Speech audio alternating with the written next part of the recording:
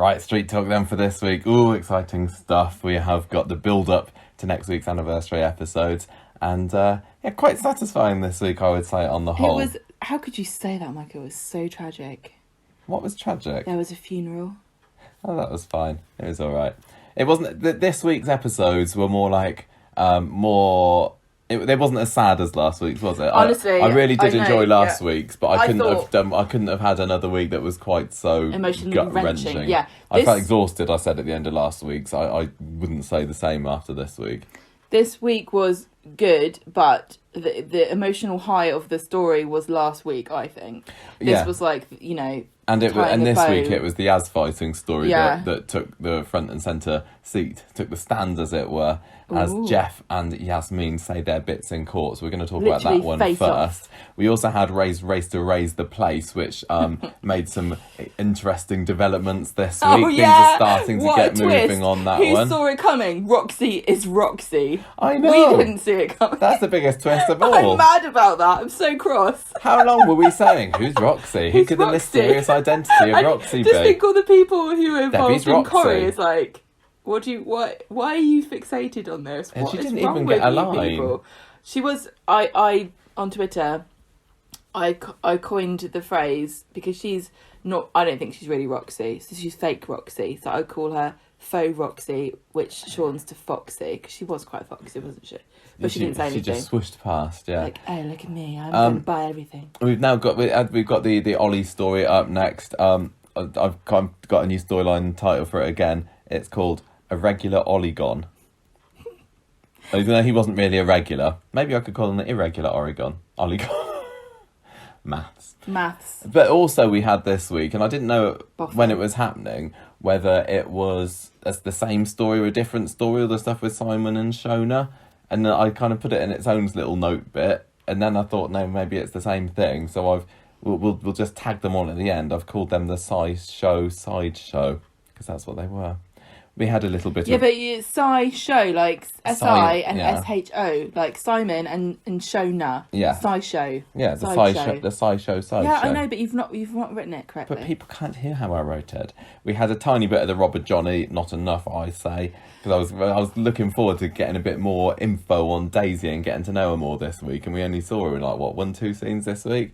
And then at the very end of tonight's episode, we had the setup for what's going to be, I suppose, a bigger story next week, the Carla and Peter and Adam kind of thing. Carpet. Yes.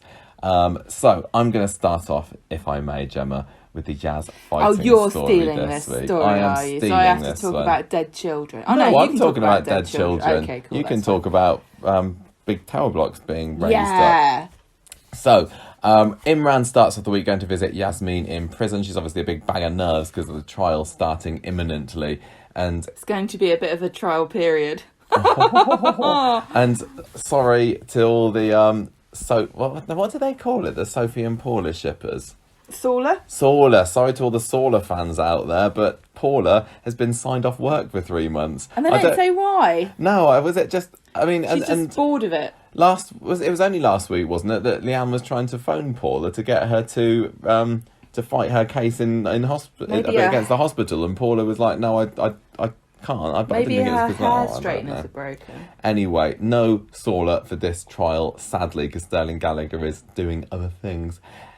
They got a new barrister lined up, but they need more time. So Imran says, we got to delay this. And Yasmeen's like, no, the anniversary of Coronation Street is happening next week. We need to get this show on the road. I'm sorry. Please defend me right now. And he's like, I'm not qualified. And this is all... Just because I'm handsome doesn't mean I know what I'm talking about. Just because I look good in a white wig. And she went, what? What did you say? Sorry?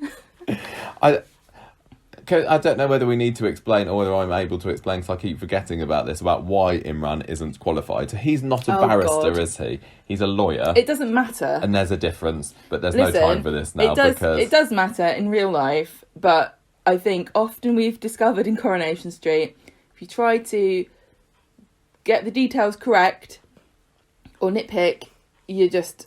on a hiding. Well, he takes a note out of Leanne's book and just tries to bone up for it in the space of about 30 I can minutes. Just do my lunch break. And to be honest, as the trial went on for the rest of the week, you couldn't have told, could you? Imran did a pretty good job, I would say. Yeah, most of the people watching just needs a bit more self-confidence. What did he say? I don't know. Maybe he's going to get a promotion like Billy did. Maybe he's going to be the Archdeacon of the Archdeacon of Trials. Yeah. Okay. What was so? I know you're going to get to it, but I wanted to ask you before I forgot. The other lawyer or barrister or whatever, that lady was in it before defending somebody else, wasn't she? Who? The one that was the one that was defending Geoff? Yeah. Yes, but I can't remember who. I've forgotten what trial she was in. Oh, it was Nathan, I thought, wasn't it? Wasn't she? I think she's brilliant. I enjoyed her this week. And I also wanted to say that I know people as a bit of a panto, like she's really brilliant because she's good at being smug and like adversarial or whatever it's called, and like really badgering people, and a lot of people really don't like her. And I think that yeah, because you're not supposed to, are you? She's just as smug as Geoff at times, and she can be a bit of a cow. But I just wanted to point out that you need people like this to make sure that the trial is fair. You don't want at the end of it for the person who is obviously done something wrong to get away with it because of insufficient defence. You know, you want the person who is defending he's not on trial, is he? No, he's not. But you want everybody involved, even if it's obvious what actually happened, to do the best job that they can to make sure that the trial is completely fair and that everybody gets a fair shake. I always wonder, like, A, how do they live with themselves, or B, do they actually no, I don't believe their clients? I think they have to believe their clients, because if you don't, I think you can't defend them. But I think if you believe in justice, you take on the role of defending people because you believe in the process. And in order for the process to work, everybody has to be defended properly within the fullest extent of the law. And I know that doesn't actually happen in reality because money's involved and people can't afford the best defence and stuff. But I personally really passionately believe that if it's a fair and free and just society, even people like Geoff deserve to have a defence and somebody who's going to fight their corner and do the best they can, because otherwise it's just a farce, isn't it? Otherwise we've all just decided before we've even started. What's the point of having a trial? Yeah. So people like her, yes, she's annoying in the show, but in real life I just wish people were a bit kinder to like defence teams for people, because they are doing their job and they're doing it for justice. Yeah.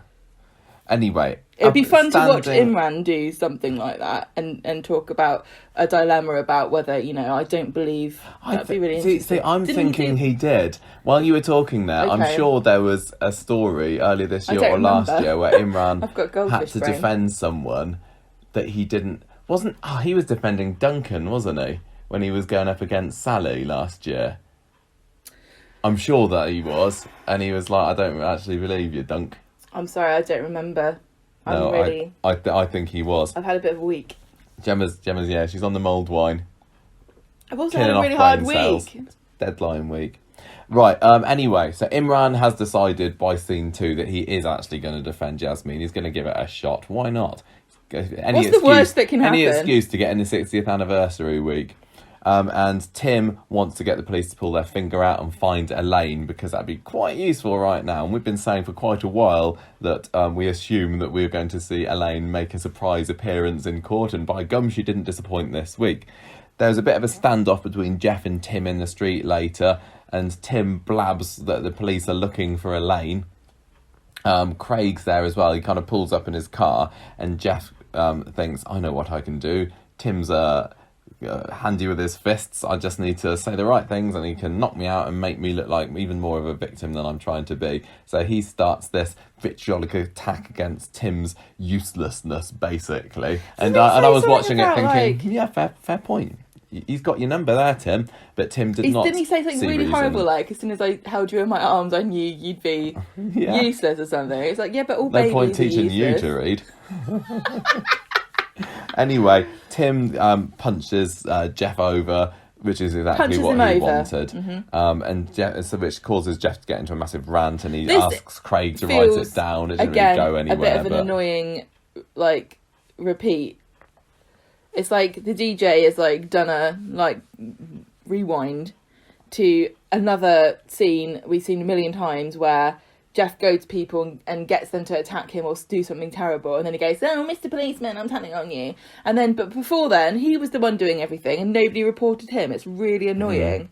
Anyway, he's there very smugly taking a selfie of himself to make himself look pathetic.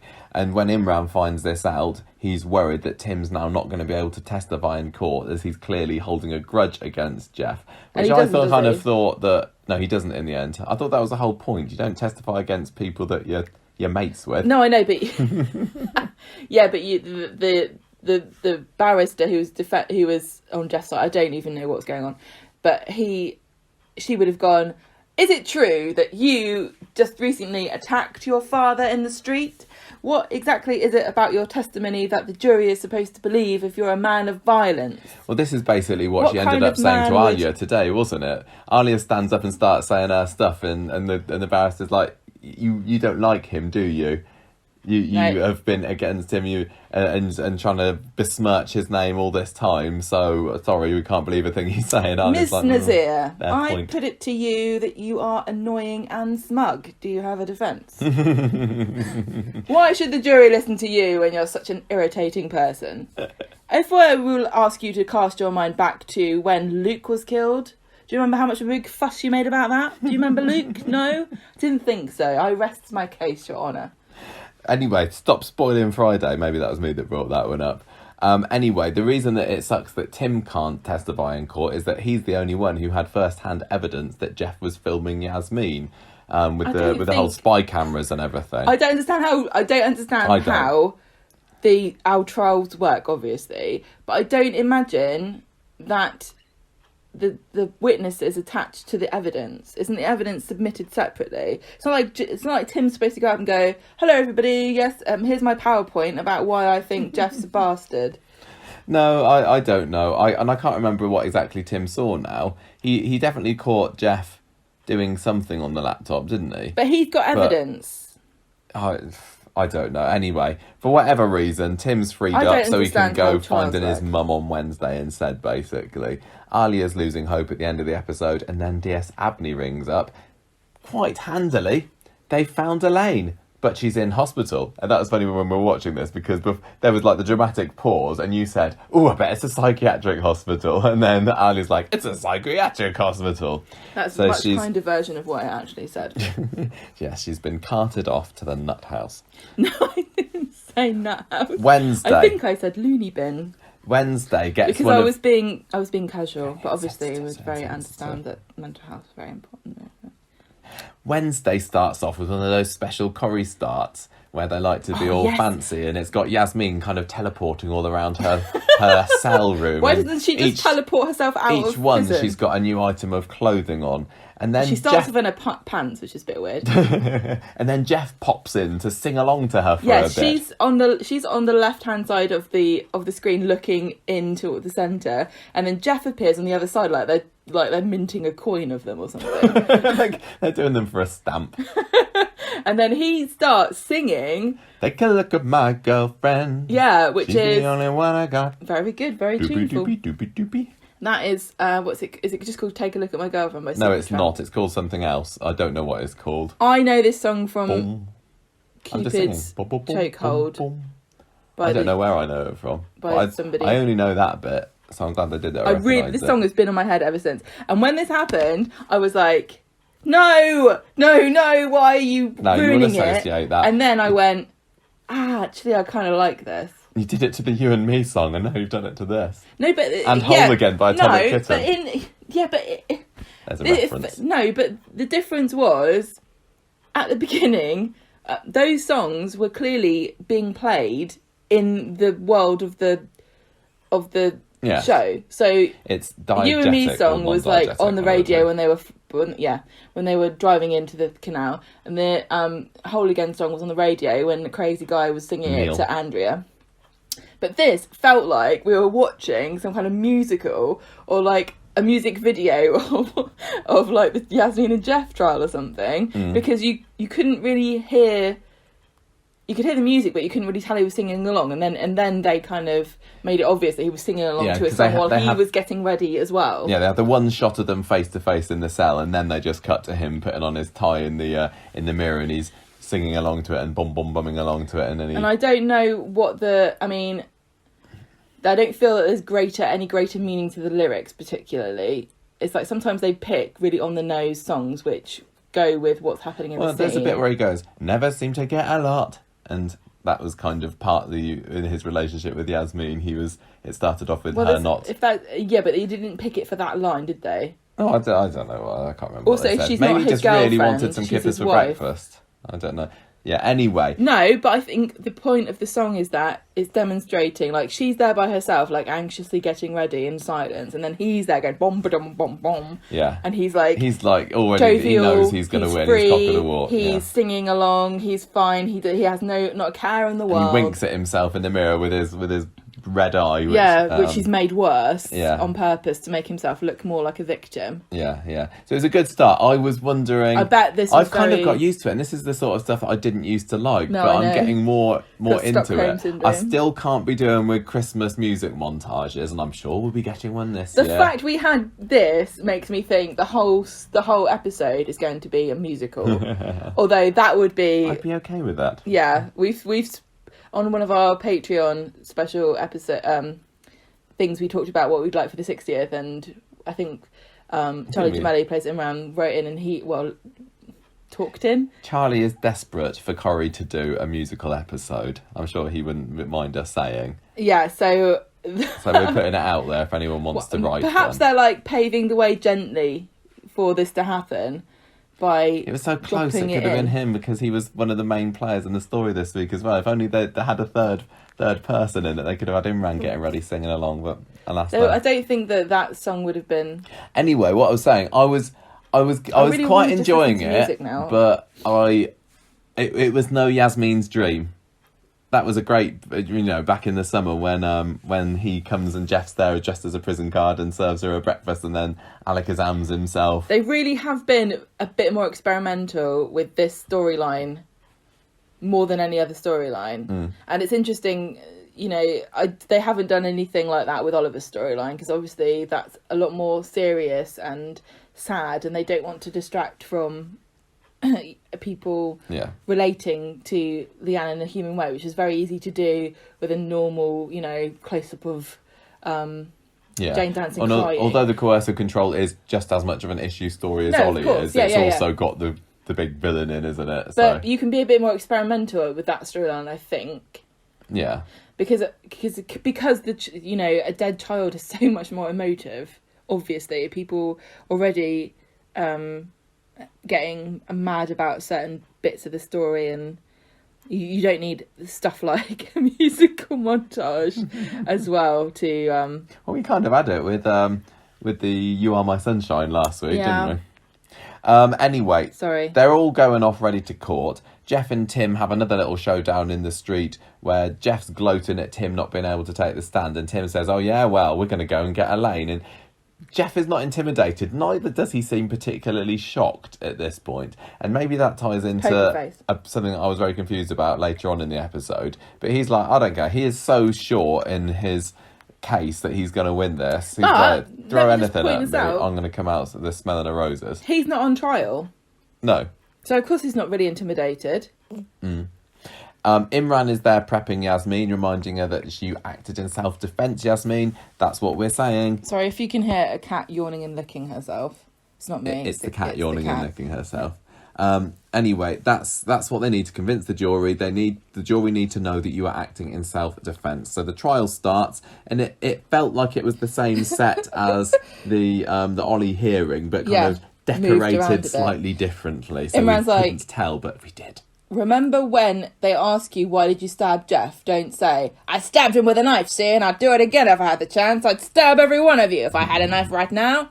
It's a shame that Abby cat didn't didn't like like that. this. She's going. It's a shame that they couldn't use the normal courtroom for this with the grand, coming up the steps. We just saw Alan Bradley coming up it recently on the DVD. There's a certain gravitas to a great big wood panelled court with a giant golden crest on the wall. Yeah. It did feel a bit like an after school club where people are allowed to bring their own wigs.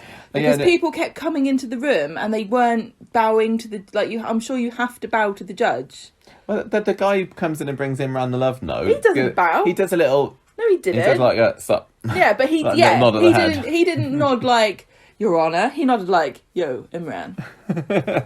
Didn't he? Yeah. You're supposed to... there's definitely a big difference between chin down and chin up.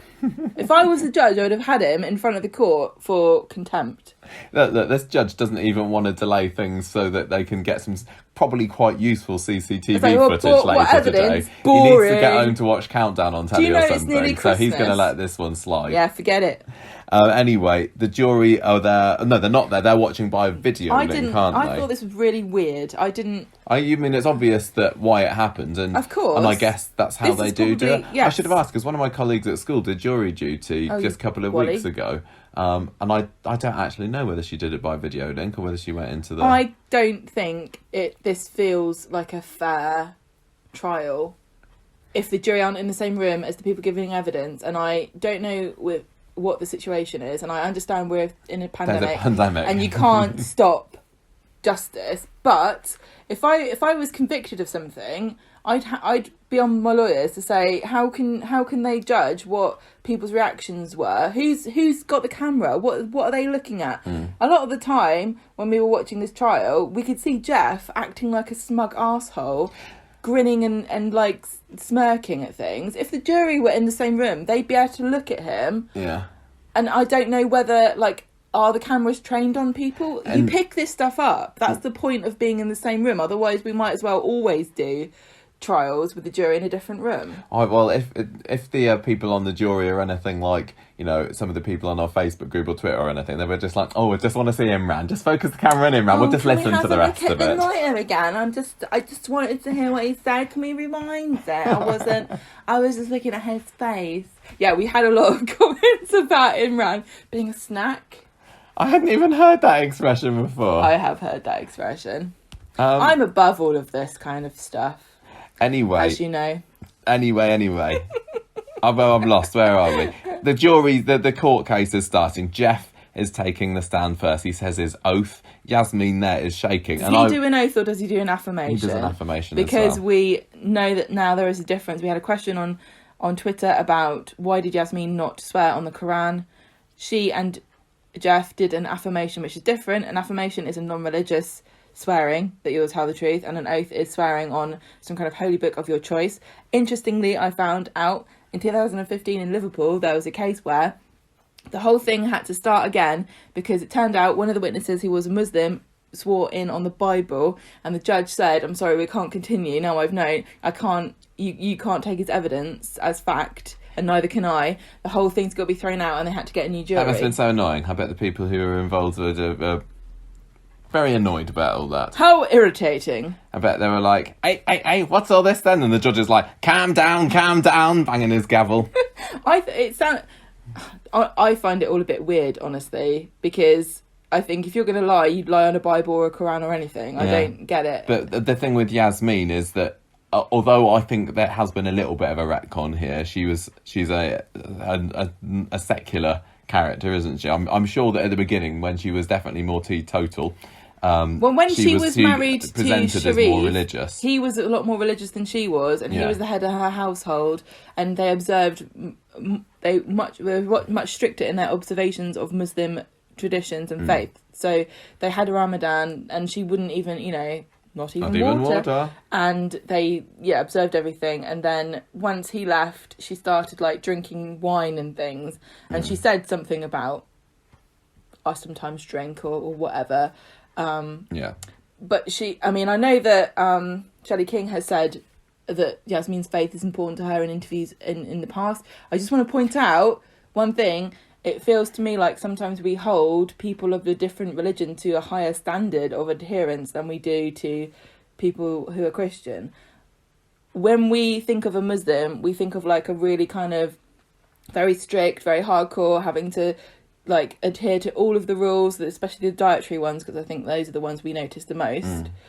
But we don't hold Christians and other religions to the same kind of standards. Like nobody's saying, oh, you can't, you didn't observe Easter correctly, or like we seem to think that if you're a Muslim you have to do certain things, and we don't let them have any leeway. I'm sure there's a scale.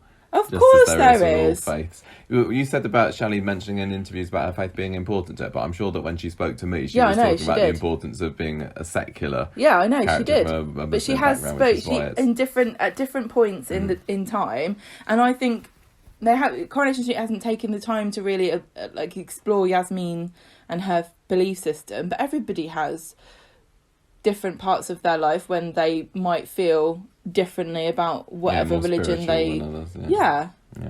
Anyway, so she didn't swear on the Quran. No, neither did Geoff. No, so Geoff or on the Bible. What I really enjoyed watching throughout this, we were talking about the reactions later, but I thought that Shelley King was fantastic throughout all of this, and she's visibly shaking. Is this probably the first time that she's come face to face with Geoff in the flesh since May? Yeah. Like 6 months. Yeah, she's been, and she said to Alia on several occasions, I'm kind of glad I'm here because I don't want to be near him. And now she's forced to be, trapped in a room with him, and there's no escape for her. So interestingly, her reactions were fantastic.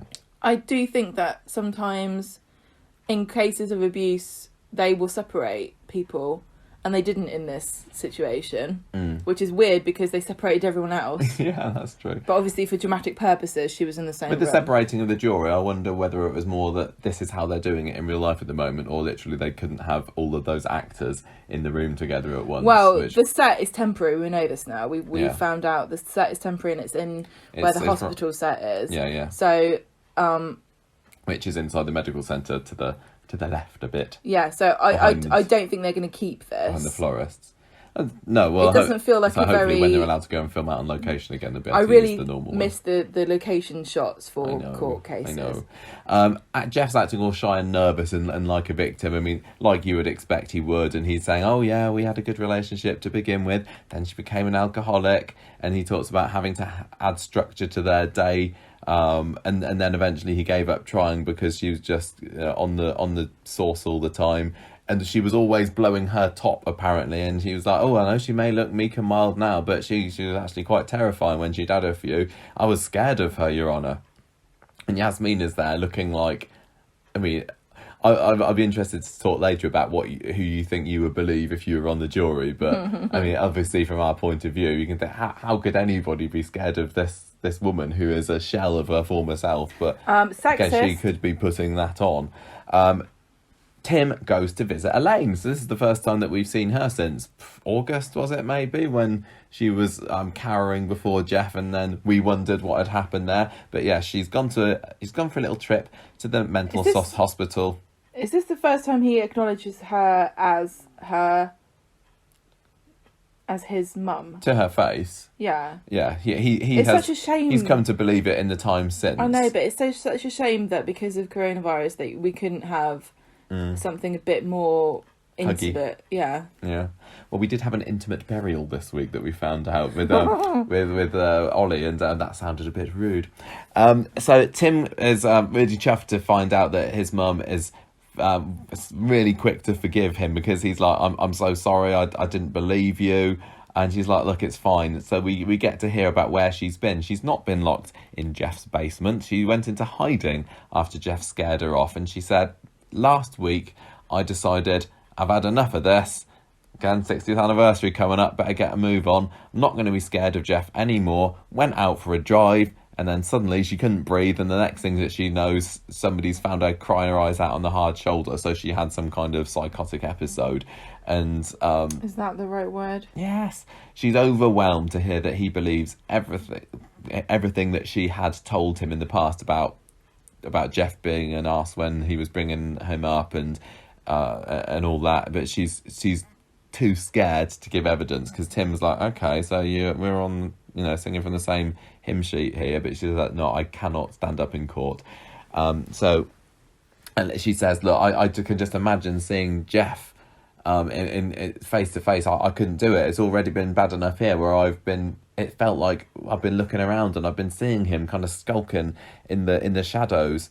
And this is what he does. He spies on you. He makes you feel worthless. He makes you hate yourself. And Tim's like, this is why we need to stop him. So back at the courtroom, Geoff's talking about the night of the attack, the old smashy bottlings back in May. And he says that I tried to resist arguing with Yasmeen that night, but I couldn't do it. And I went over to her. She hit me with a bottle. He's asked about, did he have a knife in his hand, because that was quite a key piece of evidence. And he said, no, I had been cutting bread, but I definitely put the knife down before I went over to her. And he denies waving the knife around aggressively. He's like, no, the knife was definitely on the table. And I don't think I'm pretty sure he had the knife in his hand. But I can't remember now. I need to watch the clip. But I don't think I think particularly matters at the end of the day, because nobody was there to see it. Imran was very, cool and measured and firm in his questioning, whereas I think that the barrister on the other side was a bit more trying to get an emotional reaction out of people. Trying to catch them off guard. Because that was her, her remit is to make people seem a bit unhinged. Yeah, and make them slip up. Yeah. It's interesting that they've picked a woman to do that, I thought, because I think we often like to think of, when a woman is assertive and badgers somebody, we dislike her more than we might do if, say, it was Imran if they switch roles, So I think that the fact that it was a woman makes us primed to dislike her more, unfortunately. And I find it interesting, especially as well, because also she's attractive, and I think people are discriminate against attractive women. I thought it was interesting how Geoff is obviously come across as somebody who thinks that he's got all women of the world wrapped around his little finger. He just needs to, pull a rabbit out of his hat, and she's dropping her drawers. But in this case, he's relying on this woman to, not get him off, because again, he's not the one that's on trial. I know, it's very confusing to try to keep all this in your mind. It makes you wonder whether he's going to try and seduce her after this. What are you talking about? No, I know that he won't, but it's like, would he think that he could? He thinks he's a charmer, is what you're trying to say. Yeah, he absolutely. So anyway, we're very diverging a lot on this. Tim's left Elaine. She's looking reflective. I was thinking, maybe I should testify. And then Imran is up on in the questioner's block or whatever, and he says, "Right, Geoff, tell me about these escorts that you've been sleeping with." And he makes a big thing about this. This is one of his key bits of evidence to discredit Geoff, I suppose. And it had already been brought up, and Geoff keeping his cool throughout all of this. And he's like, "Yeah, I was a bad husband. What can I say? But it doesn't mean that I tried to stab my wife with a bread knife." Well, the thing is also, he's very manipulative, because he says, yeah, I saw escorts. Apart from that, I was a good husband. Is that what you want me to say? But obviously then you'll think, well, he wasn't a good husband at all. But what can I say? This is what happened. I was a good husband to her. I slipped up. He says everything. He's so manipulative. He says all the right things to try to make the jury go, yeah, he was a nice guy in a bad situation. But it still felt a little bit to me like he was putting on a show. Yeah, of course. Because he was putting on a show, yeah. But because he's used to being in front of the audience and making a show of things, I think that he didn't realise how theatrical he was coming across compared to Yasmeen, whose testimony was very sober and sobering and... Yeah, but some people that will work on... Yeah, he's taking a gamble, I suppose. You've been in a jury room before. You've seen how people react differently to different things. Yeah, totally. People bring their bias in. That's why there's 12 people. Of Geoff and Yasmeen's testimony, the difference between them, very because interesting. Because you're primed to. Yeah. So, anyway, Imran's ace up his sleeve, to keep the magic analogy going here, is that Philippa supposedly came back. Philippa, Elaine, whatever we want to call her, came back in the summer, and Geoff had told the police that she was dead. But is she, though? Imran's saying. And Interestingly, Geoff seemed to be caught a bit off guard by that line of questioning, and he stumbles and he says, well, I thought she was dead, but then, somebody claiming to be her showed up and then disappeared again. I don't know what happened. And Imran says, but so was that her? And Geoff's trying to say, I can't remember, or maybe, and Imran's trying to make a thing saying, well, surely there must be a photo of this woman around somewhere. And Geoff kind of has to admit that, I suppose there would be. We would be able to find one, and I'd be able to show it to somebody, and they would be able to confirm that this is who it is. So he's forced to admit that yes, it could have been her. So already, I guess the jury are thinking, why is he lying about stuff? Yeah, exactly. And why is he saying people are dead? And can you trust somebody who can't recognise his own wife? I would have thought that maybe Geoff might have come up with a better because he wasn't expecting to be asked about it. But it's all kind of, I suppose his web of lies runs so deep that he can't be ready for anything. Things. He's been concentrating on what he's going to say about the Yasmeen thing, rather than the Elaine Philippa. Anyway, that's the end of the trial for Wednesday. Imran comes home late and he's dead. He's so pleased with himself, he's like, isn't he? I did it. And Ryan's like, you've done it. Ryan's there because Ryan was in the background. He's in the background, and Alia wasn't because she's going to be one of the witnesses later. And Ryan's dead proud of him as well. They have a celebration, and they also find out that I think Imran said that he's just been to see Elaine, maybe, but whatever, he's found out that Tim has convinced Elaine to give evidence now. So the last time we saw Elaine, she was thinking about it. Now she's going to do it. All looking good. But wait, a twist. Uh-oh. Who's this coming into the mental hospital using somebody else's pass? It's Geoff. He's let himself into the psych ward. I've got much more to say about this later. He's got a card belonging to somebody who has obviously got access to this, called Pauline. He's on the phone to Pauline saying, thanks for lending me your card. I'll give it back in a minute. See you later. Love. And then he goes into Elaine's room where she's there sitting on a sofa, on an armchair, and he's like, hello, my little chickadee. Elaine is cowering in the chair. She's but Such she a great says, actress.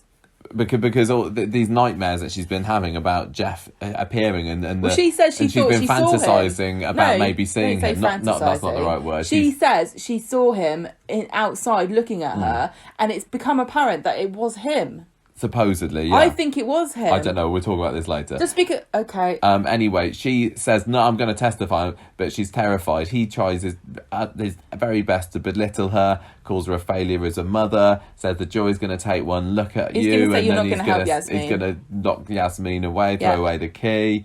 And it does the trick, because at the end of the episode, Elaine phones up Tim and says, sorry, love. Don't ask me why. I can't testify now. Don't ask me why. Definitely didn't get a visit from Geoff. She puts the phone down, and then when he tries to phone her back, she refuses to pick up. So things are not looking good for Team Yasmeen, because this is the key bit of evidence that they really were relying on, which was kind of lucky, really, because 2 days ago they didn't even know where Elaine was. So I don't know how they thought they were going to win before this, but never mind. I suppose it was Tim was going to be the trump card before, and then until the Trump thumped. Imran's bricking at the beginning of Friday's episode. Yasmeen comes into the courtroom and takes the stand. And quite a lot during these court scenes, there's been lots of fadings, haven't there? Which is the old way that TV shows us. Time has passing. They might as well have just had somebody with a card standing up there saying, 10 minutes later. But she talks about definitely not an alcoholic, and she basically just recounts classic episodes from the Yasmeen and Geoff story, like the one where he makes her drink a load of wine, and the one where he locks her in a box. And sad one. Do you remember that classic, the one where he feeds her Charlotte Bronte? Oh, that was harrowing. Mm-hmm. Yeah. She talks about red crosses, about controlling the money, Geoff controlling the money, taking her cards, how she felt physically threatened by him more than once, because I think she was asked directly about this. She does a very good job of making her side of the story seem very, very believable. I think I probably would have believed it, but you don't know, do you? Because we know the truth. The thing is, though, the question is, does the jury have to believe that she... This is the question. Is it abuse if you believe it's abuse? Or does there have to be an intention? Because I think you can unintentionally abuse somebody. And I think that Geoff many other, I don't know about Geoff, but many other people like him are manipulative and narcissistic, and they do these things, and they're not calculated in any way. They just natural behaviours that these people have. And I just wonder, like, do you have to prove intent with abuse, or is it enough that Yasmeen believed that she was being abused? That's my question, and I guess we don't know the answer. Yeah, and at the end of the day, does any of that matter if she attacked him when he wasn't threatening her? Yeah. Yeah. Because I'm trying to remember, and in fact, I'm just, as you're talking there, just trying to load up the YouTube thing, but I don't know whether I can find it. From the actual scene where she smashes the bottle over his head, what was he carrying the knife or not? What's your memory of it? Because that seems to be quite key. I don't think he had the knife in his hand. I've got a feeling now he didn't. When I was watching it earlier, because maybe he did. I remember saying before, like, personally, I completely sympathise with Yasmeen. I hate Geoff. I think he's awful. But if you were to ask me, did she attack him and nearly kill him? The answer is yes, she did. No, he did. I'm just watching it now. He's got the knife in his left hand, and she's looking down at it. Oh right, okay. Yeah, no, he has. He's got the bread knife yeah. in his hand. Yeah, there we go. So even we were believing Geoff's lies.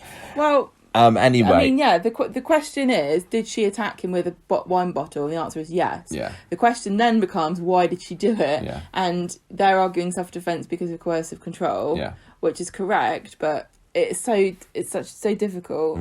So this is, at this point in the trial, Imran shows that recovered cloud footage, the one from the phone. It must be over a year ago that it was recorded, where he was filming her in her face and he was menacing and you're stupid, why are you wearing a dress for? You think you're great. That looks pretty damning, to be fair.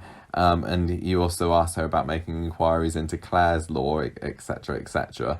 And then she says about on the night of the alleged attack, she gave a great line, which was she no longer thought that she might have been a victim of abuse. She suddenly realised that she was. And she gives a very detailed description of the night of the attack. Geoff, all the way through it, kind of chewing a wasp, thinking, this is looking pretty convincing, isn't it? Tim, his face was fantastic because he's realising all of this was going on. And he had no idea. Awful. And he was on his dad's side as well for so many months afterwards. So the thing is, okay,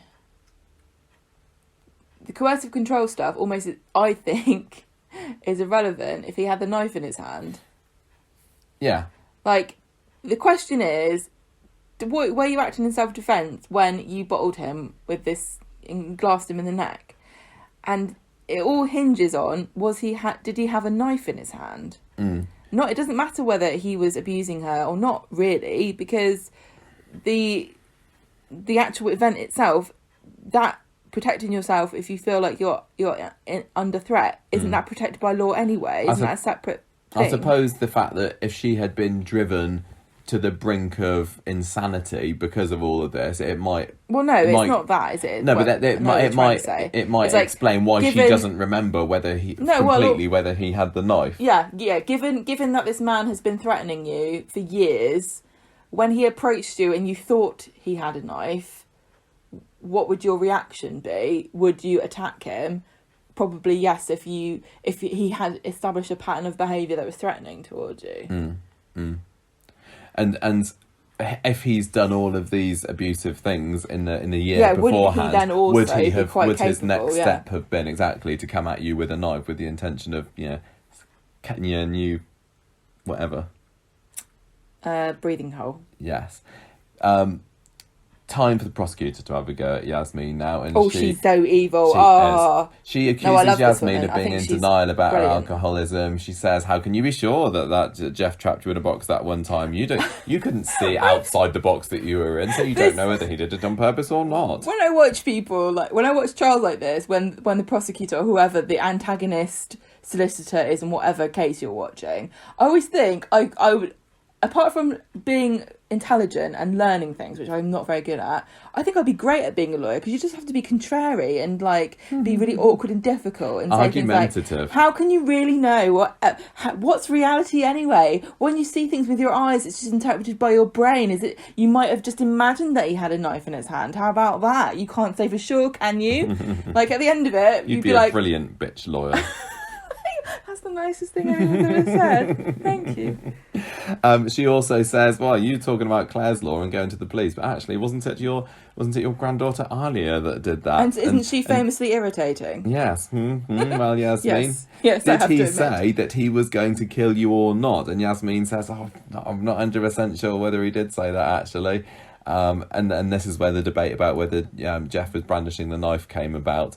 And she's like, "Oh, I kind of think it was." And was that the point where they talk about the fact that the knife was recovered, you know, a little distance away from Yasmeen? How did it get there? Yeah, this was really interesting to me because this was actual physical evidence. And the trouble is, when you're talking about things like abuse and coercive control, and it's mental abuse, that unless you've kept a diary of things or written anything down or there's any evidence, it's all just, you know, well, this is what I think happened and this is what he thinks happened. But the physical evidence that is at the scene of the crime is a bit damning, isn't it? Yeah, I can't remember exactly what happened to the knife after the stabbing, but I mean, to me, it's like, well, the knife was 2 meters away from where it should have been. That isn't that far. It's certainly believable that it could have kind of clattered and not rolled, but, you know, did a little bounce to go somewhere, or maybe Yasmeen pushed it out of the way, but when she was tending to her stabbed husband... I know, but the thing is, though, she didn't say any of that, did she? She didn't say, well, it probably got there when I did this, or whatever. No. She just went, yeah, I don't... You know, she didn't have an explanation for why the knife was in a different place. Maybe it's up to the jury to make inference here, and if she clearly was, you know, not in her right mind, she'd been driven, you know, to the brink of insanity when it happened, so she's not going to remember everything completely, and just because somebody doesn't remember it, it's completely because of a reason. I know, but if the person who's defending themselves says, I can't remember if he had a knife, and he was coming at me and I can't explain why the knife wasn't anywhere near him when the ambulance came. As a jury, you sit there and you have to take what she says. You can't just say, well, probably what happened was. You have to take what she says. Do you think there's any chance that next week Geoff's going to break and say, okay, it's true, I did it and I'd do it again? So. No, I don't think so. I still don't know what's going to happen at the end of this, because I think that it's possible he could get away with it. I don't know. Again, we'll talk about that later. We're getting to the end of the synopsis now. Come on, I promise everybody. It's Alia's time on the stand, but as I said earlier, the barrister quickly makes it clear that the evidence counts for nothing that she's giving because she wasn't there on the night of the attack. Exactly. You also don't like him. Yeah. So things are looking bad. However, this is when Imran's little friend comes in and passes him a note, and Imran opens him up and goes, oh, I like you too. I tick the box. I like you. What's this? You're not a vegetarian. That's a point for you. Interesting. You like meat lasagna, you say. What's your favourite sort of lasagna? And the man goes, what do you mean? There's only one sort of lasagna. And he goes... Sally is next, and she says, and this was my... It wasn't. I don't know whether I can say it was my scene of the week, but it was certainly the line that made me laugh the most. And it's not often, honestly, that I will laugh out loud for an extended period about a line that anybody says on Coronation Street. But she's questioned about seeing Yasmeen's clothes getting burnt in Geoff's bonfire, and this is where the woman's like, oh, but you couldn't see what was inside it, could you? Because it had a lid on it. It could have been anything that she was burning there. Do you? And Sally says something about the fumes, and she says, looked like it was chemicals. Are you? What did she say? Are you a scientist, Mrs. Metcalf? And it's like, and just the way that she says, I did chemistry at school. Like, she puffs herself up like, it's very... It is. It's entirely possible that I am a scientist, given my qualification in double science. The way that she said it is the same way that she proudly will say that she's got a daughter who's a Christian lesbian. She just... any excuse. And it was so well written and delivered by Sally Dinner. I absolutely loved that line. Such but a pompous... then, shocker, Imran calls Elaine Jones to the stand. My shocker was I didn't realise their surname was Jones then. So it's a cool surname, isn't it? Elaine rocks up and says...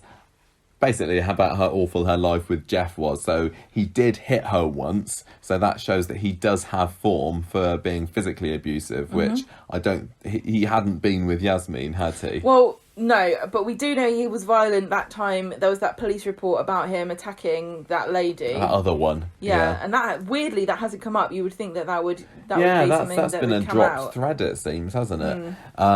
And also, Geoff threatens to kill Tim when Elaine tried to get him back. I'd have taken the risk, to be honest. We've all been there with Tim. She heard about Geoff in the paper earlier this year. She said she wanted to see her son, her beautiful son, and Tim's like, yeah, puffs up his hair. He threatened her 4 months ago.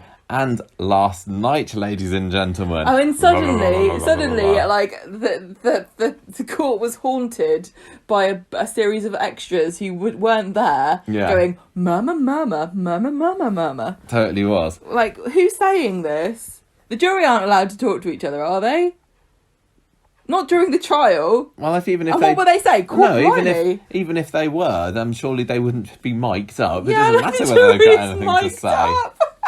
Could juror number 3 stop chewing their pen, please? I guess it must have been like... Was it Imran going... Ryan and Tim? Going, good God! I don't know, but that was quite exciting. It was weird, I didn't like that piped in, that was silly. Yeah. So the prosecutor starts speaking to Elaine and says, look, she's basically trying to make her out to be a head case and going on about the fact, you have just come from a...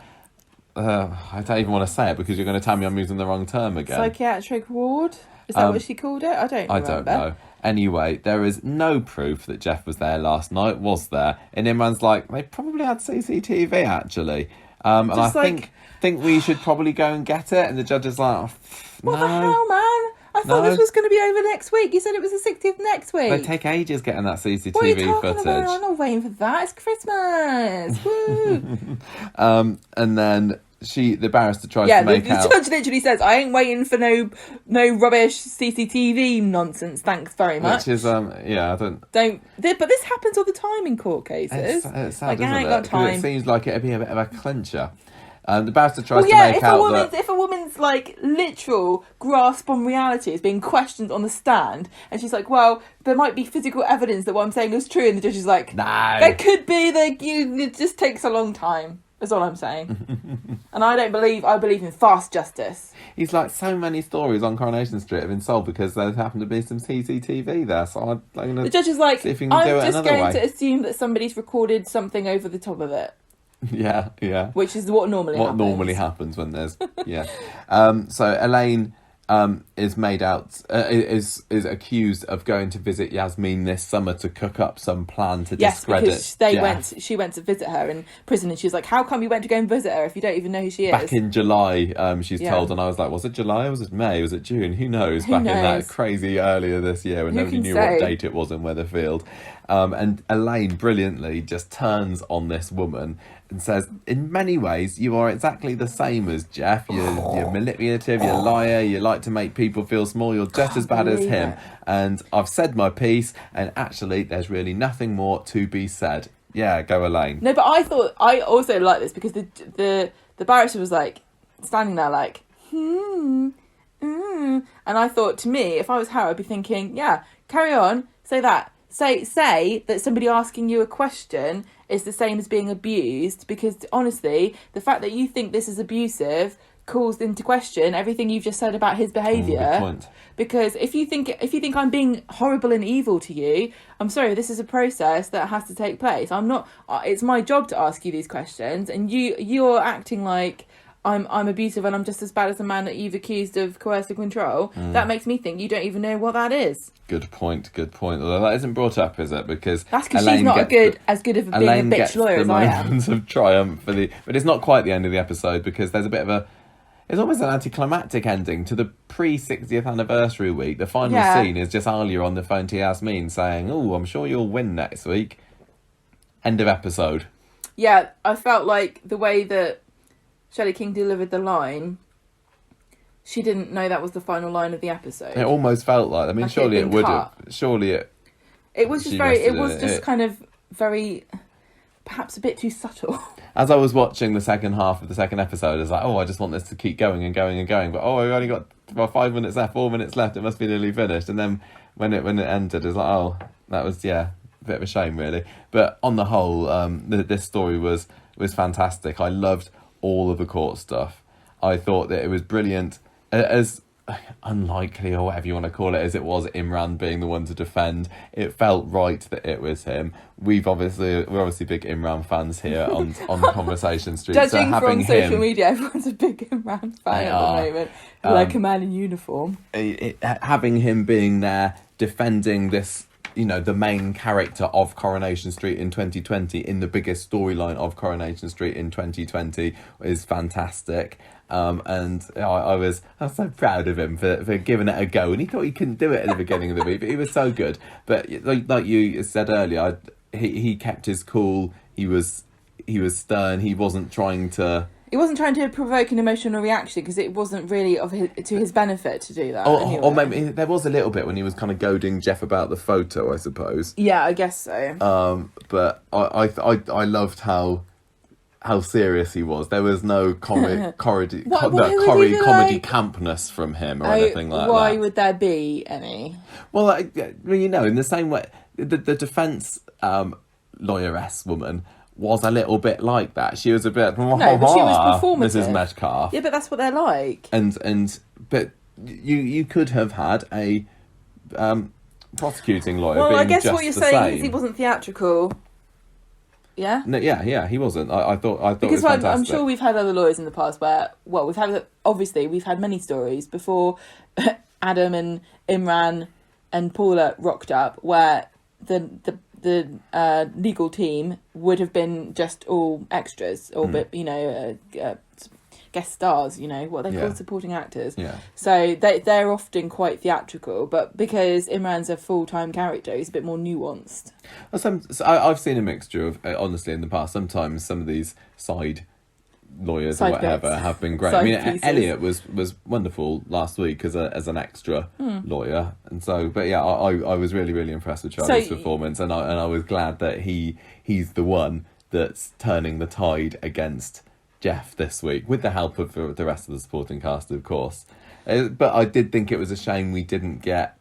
Did we get any Imran and Toya this week? I'm trying to remember now. No, because she was in the other doing story. The Ollie story. They've got to separate people a little bit, haven't they? Because of filming bubbles and stuff. I guess, but I felt that was missing maybe, but what could possibly... I think that we got enough humanising of Imran and talking about him worrying with his conversations with Ryan. We didn't need Toya necessarily. Yeah, I know, but And Toya would have been like, why is Toya not upset about Ollie in this scene, but she is in that scene? It was better to have them separate. I didn't need them to be in the same scene. Yeah, but you've written like, who would the jury believe? What do you think the outcome is going to be? You've written, is it not obvious? It feels like it's going to be obvious what happens. And although I said earlier this episode I haven't seen the trailer for the 60th anniversary, I have seen one picture related to this storyline, a behind-the-scene picture with Geoff and another character that doesn't really give away what happens there. It doesn't at all. But considering the trial is still taking place next week, which is the 60th. Yeah, I assume that there's going to be some sort of verdict on Wednesday. Oh, Wednesday. That's when the anniversary episode is. I know it's on Wednesday, but the whole week is a special week. Yeah, it could be Monday, but yeah, I always thought it would be on Monday. Maybe Wednesday is going to be more focus on Ray and his bulldozer smashing down everything on that side of the street. I don't know. Go for it, Ray. It just feels like it's really obvious that Yasmeen is going to be found not guilty, and I kind of want her to be. I don't need this stringing out any longer because there's still the aftermath of the story. Just because if Yasmeen gets let off, it doesn't mean we're not going to see her again for 6 months. Hopefully we'll see Yasmeen more, because honestly we've barely seen any of her since May, have we? There's been the odd prison scene here and there, but Shelley King has not appeared in Coronation Street very much, so I'm kind of hoping that this has been a bit of a recharge the old batteries sort of time. So once she is inevitably allowed to walk free again next week, that's what I think, hopefully we will see more and more and more of her, and probably a lot less of Geoff following next week. Well, because it's not going to end up like, okay, yeah, well, she didn't do it, but we're going to take Geoff in for being naughty. No. That's not going to happen. So, I mean, no matter what happens, Geoff was free to do what he wants next week, isn't he? But, I mean, he could end up down the sinkhole or whatever, and I'd rather he wasn't. He could be humiliated and just decide to leave. Yeah, the question but equally, isn't what happens to Geoff. The question is, will Yasmeen be there or not? I wonder whether if the jury decides to find Yasmeen not guilty because they believe that there was an element of coercive control here, how quickly can Geoff be arrested for coercive control, which is illegal in this country? If a team of jurors have said, I don't believe her because of this, then does he have to be investigated for that? I don't know. No, I don't think necessarily. I don't really know. I mean, at the end of the day, I'm sure it'll be something fun. I think he's going to. So the jury will go, we find the defendant not guilty because of coercive control, and the judge goes, oh, fun! Oh, yes, another trial!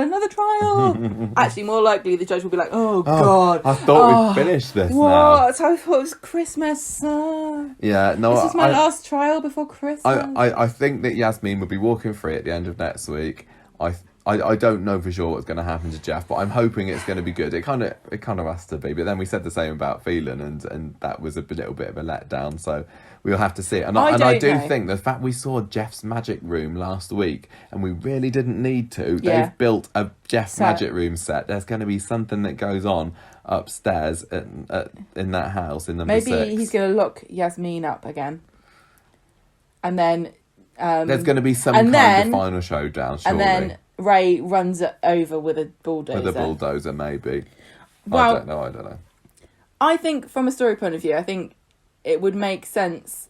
I think what's going to happen, either Yasmeen will be found guilty, and then Geoff will do or say something in the anniversary week that makes it so that they go, everyone who's ever been arrested is now free because of what Geoff just said. Is it like when you kill a magician or kill a wizard and all the magic that he's ever done? Yeah, like the handcuff suddenly undone. disappears off of you and the bars melt away and she goes, oh, I'm free.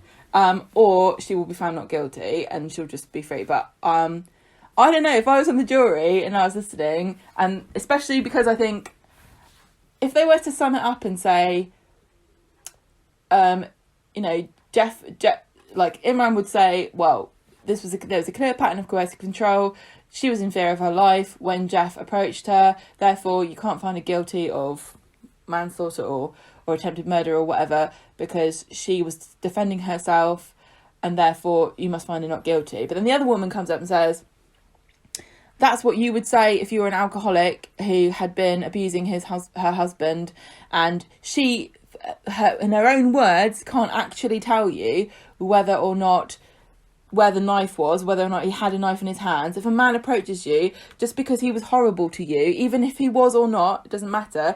If you're saying that he was mean to you for a year, does that give you the right to try and stab him to death with a bottle? I don't think so. Also, you've just heard from Elaine, who's come up and told you that she saw this man come to the hospital. I ask you, how do you think that a man would be able to enter a psychiatric secure unit when he doesn't have any access without anybody seeing him? You've got to trust this woman who has admitted that she had a mental breakdown. You don't know whether she knows reality or not. This is what you would say if you were trying to defend her. I think as a viewer, I'm thinking it almost is a moot point whether she's going to be found guilty or not guilty. That's what I'm saying. Because we know that Geoff's going to get his comeuppance, and Yasmeen will get away with it. Yeah, I agree with you. That's what it's how it happens, yes. I suppose. And if she's found not guilty, I'll be like, oh, that's quite exciting, really. But at the end of the day, the thing is, she's not going to be sent down. No, I guess the interesting bit would be the reaction of whatever happens. Geoff will react in a certain way. So I kind of would be looking forward to him reacting to her being found guilty, because I do love a bit of smug Geoff. I do love to hate it. Well, especially it's really good to see somebody gloat right before they get their just desserts. Yeah. So do you remember when Anna was sent down and Phelan was leaning over going, Anna, I want it. Yeah. I can't remember what he was saying. Yeah. But yeah, because if she is found not guilty, Geoff would probably spiral out of control and do something drastic or be even more unpleasant. If she is found guilty, he is going to be a smug, he's going to be off his guard, he is going to sort of feel very secure in himself, and he's going to enact his plan, which is to sell the house to Ray, get some money under the table and try and escape. Yeah. So either way, I guess he would be quite dangerous. Like if he thinks he's got nothing to lose because Yasmeen hasn't been found guilty, he could be very dangerous. Also, if his ideal escape and retirement in where's he going? Cyprus is under threat because somebody does something to him, or he thinks he can't get away with it, he's going to be violent and dangerous as well. So it's going to be interesting no matter what happens. But I don't think it's a. Maybe it is a foregone conclusion. I think Coronation Street, after what they did to us with Ollie, is going to want to make people have a happy ending for at least one story, which would be Yasmeen being found not guilty. But dramatically speaking, it could go either way. Yeah, I mean, it certainly doesn't appear that the Carla, Peter, Adam story is going to be happy at the end of next week. It's a feel-good orgy, we had before last week. There's going to be a feel-good ending to the Ray story because he's not going to knock the houses down, spoiler alert. Can I just take a step back from all this wall-to-wall praise that we're giving this storyline, and because I just want to talk about Geoff going to visit Elaine in the mental hospital. Oh, here we go. It's not a mental hospital. And that did not sit right with me one little bit. You got really annoyed. This annoyed me, right? You got annoyed. You kept asking me questions like, how is he doing this? How is he doing that? And I told you the answers. Then you went on our Facebook group and said, I don't know how this happened. And everybody told you what I already told you. And you didn't believe me when I told you, but you believed them when they told you on the Facebook group. It just didn't feel right. It was great for the shock value of him turning up going, oh, what's he going to do? But when you put an ounce of thought into it, it's like, no, that wouldn't make sense. And things were written explained away far too quickly. So we got to see a shot of him holding this Philippa's pass up to the key card reader. Pauline, sorry, Philippa's someone else, isn't she? That's Elaine. Yeah. And then he's on the phone to Pauline saying, I forgot my card again, how scatterbrained of me. Anyway, love, see you later. So it's like... he was saying, I'll give you the pass back in a minute. I just needed to get in somewhere. Thanks for lending it to me. Are we supposed to believe that he's in a relationship with Pauline as well? No, because he said, thanks very much. You're going to definitely be my star guest on my radio show. So basically, she's just some kind of radio DJ groupie or somebody who thinks of Geoff as a colleague and therefore to be trusted because he works in hospital radio. But I also saw some people getting confused, and I think very understandably so, and thinking that Pauline was the woman that he's been dating, but that's actually Christine, is it? Yes. Who's also not been developed as a character at all, so it's no wonder people might have been thinking that and getting confused. The easier way around that would have been to have made the person he borrowed it from a man, but I think we're establishing Geoff as somewhat of a charmer. Yeah. So it was a woman for that reason. Yeah. And also a huge problem I have with this is, how did he know that she was there? Because he spied on her out the window. But how does he know? He's been watching her from a bush. She was admitted to this facility last week supposedly, and then how does he know that she's there? He's not been. For God's sake! No, that doesn't make sense. I'm sorry. What? Yeah, but no.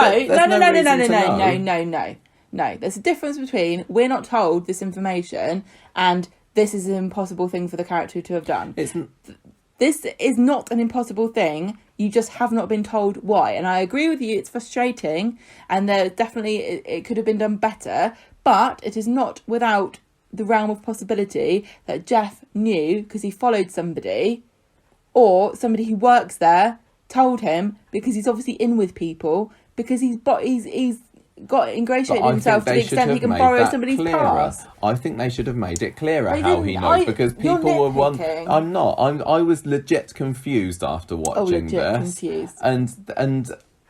And if I am, and I pay quite close attention to Coronation Street because I have to talk about it for many hours each week, then other people were going to be confused as well. And I think that Coronation Street should have recognised this and made it more obvious, or they should have shown him sneaking about. It reminded me very much of that time. There's a lot to get through this week. I know. Do we really need to have somebody explain? Yes. It reminded me of a little bit when Phelan finds that Seb is being harboured by Nicola and Gary in her flat that one time, and we get to see how he gets to find out, and he follows Sarah or something, I can't remember, and there's no just Seb's there in Nicola's flat playing his video games, and then Phelan just comes in just because he knows that he's there. We get to find out how he knows that he's there, and that was what was needed here. That was missing, but I think it's such a small and did she actually see him? I think maybe she did, and he has been casing the joint out, but I don't know for sure. So that doesn't make sense to me. And how does he know where her room is? And with the fact that there weren't any nurses there, the fact that there appeared to be no CCTV, or he hadn't considered the fact that there might be CCTV when he is Mr. CCTV spying everybody. The fact that there was a lock on the inside of her room, which wouldn't have necessarily been a very good thing to have in that kind of facility. Yeah, well, that was just because the set was that way. And he was being loud and abusive to her face, with apparently no care in the world as to who might be listening. Well, don't forget, these are my concerns about this. Don't forget that he knew that Elaine was around because Tim told him. He told him that morning. So if Elaine's been but saying... then did Tim go I've been seeing him... Tim went to go and see her that day. So if she's been saying I've been imagining... He told Geoff after he'd visited Elaine or before? Before. So Geoff could have followed him? No, because Geoff was in court. Geoff couldn't have followed him. And Elaine has been saying, I've been seeing Geoff around for a few days, but not just this morning. Well, that's not weird, because he works at the hospital. I know you've got problems with it. Normally I like to nitpick as well. Written. I just think there's so much else to talk about. If they spent like a minute or two on explaining how Geoff got in to see Elaine...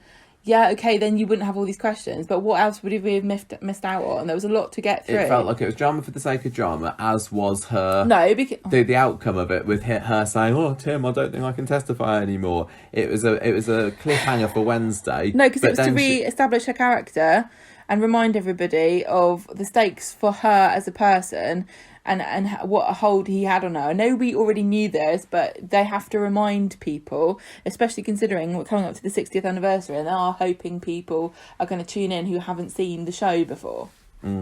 Well, you have to reintroduce characters like that, and that was a quite neat way of doing it. That was my only problem with it. Maybe, well, I'm in a bit of a complaining mood, and this is not a big complaint at all. A bit too much of tonight's episode was characters just recounting things that happened, and I'm like, I know, I watched it. You like that because you didn't have to take notes. I didn't have to take any notes. I just wrote, Yasmeen describes what has happened to her this year. But again, isn't that Coronation Street going, hello newbies, this is what you've missed. Yeah, certainly. I just don't know that it could have been shortened or Well, so I know, but the thing is though, Yasmeen goes on the standings that says, well, if you want to know, you should have watched the episode in May when this happened. Can you tell me, Mrs. Metcalf, in 30 seconds or less, what's been going on in your house this past year and a half? Anyway, I was complaining mode over. I really, really did enjoy this story. I thought that every single actor involved in it did a fantastic performance. This is like when I got mad about the fact that the fake flowers weren't cornflowers, and I spent ages complaining about it's Kevin's plastic apple, it's nobody has their laptop plugged in. You got told off for plugging your laptop in. I did get told off on the Facebook group today, or not today, earlier this week. It was pointed out to me, thank you very much, that maybe I shouldn't have my laptop plugged in all the time because it doesn't do the battery any good. And actually, I have not been using my laptop plugged in quite so much this week. I've been trying out. I've been going commando. I've been going commando, laptop commando. I've not had it plugged in all the time. It is plugged in now.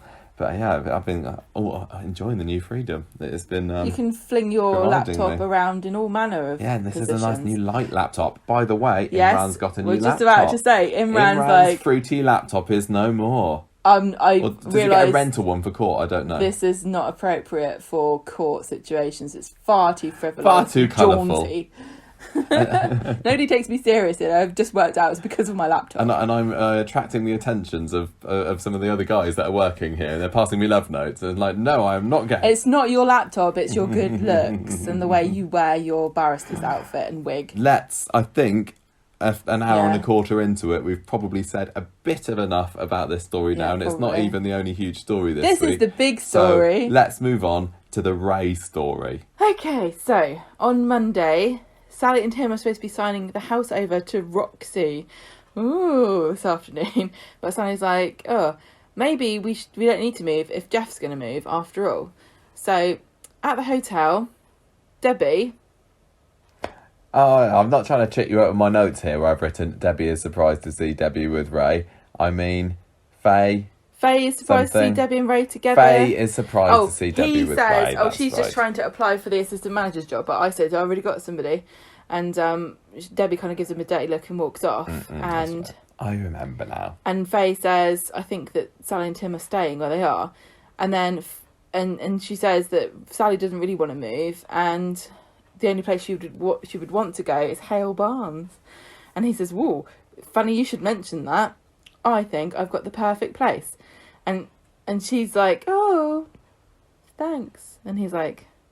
No, she says, how could I ever thank you? And why would she say that? It's weird. And he says, I'm sure you can think of a way. And then he goes, nudge, nudge, wink, wink.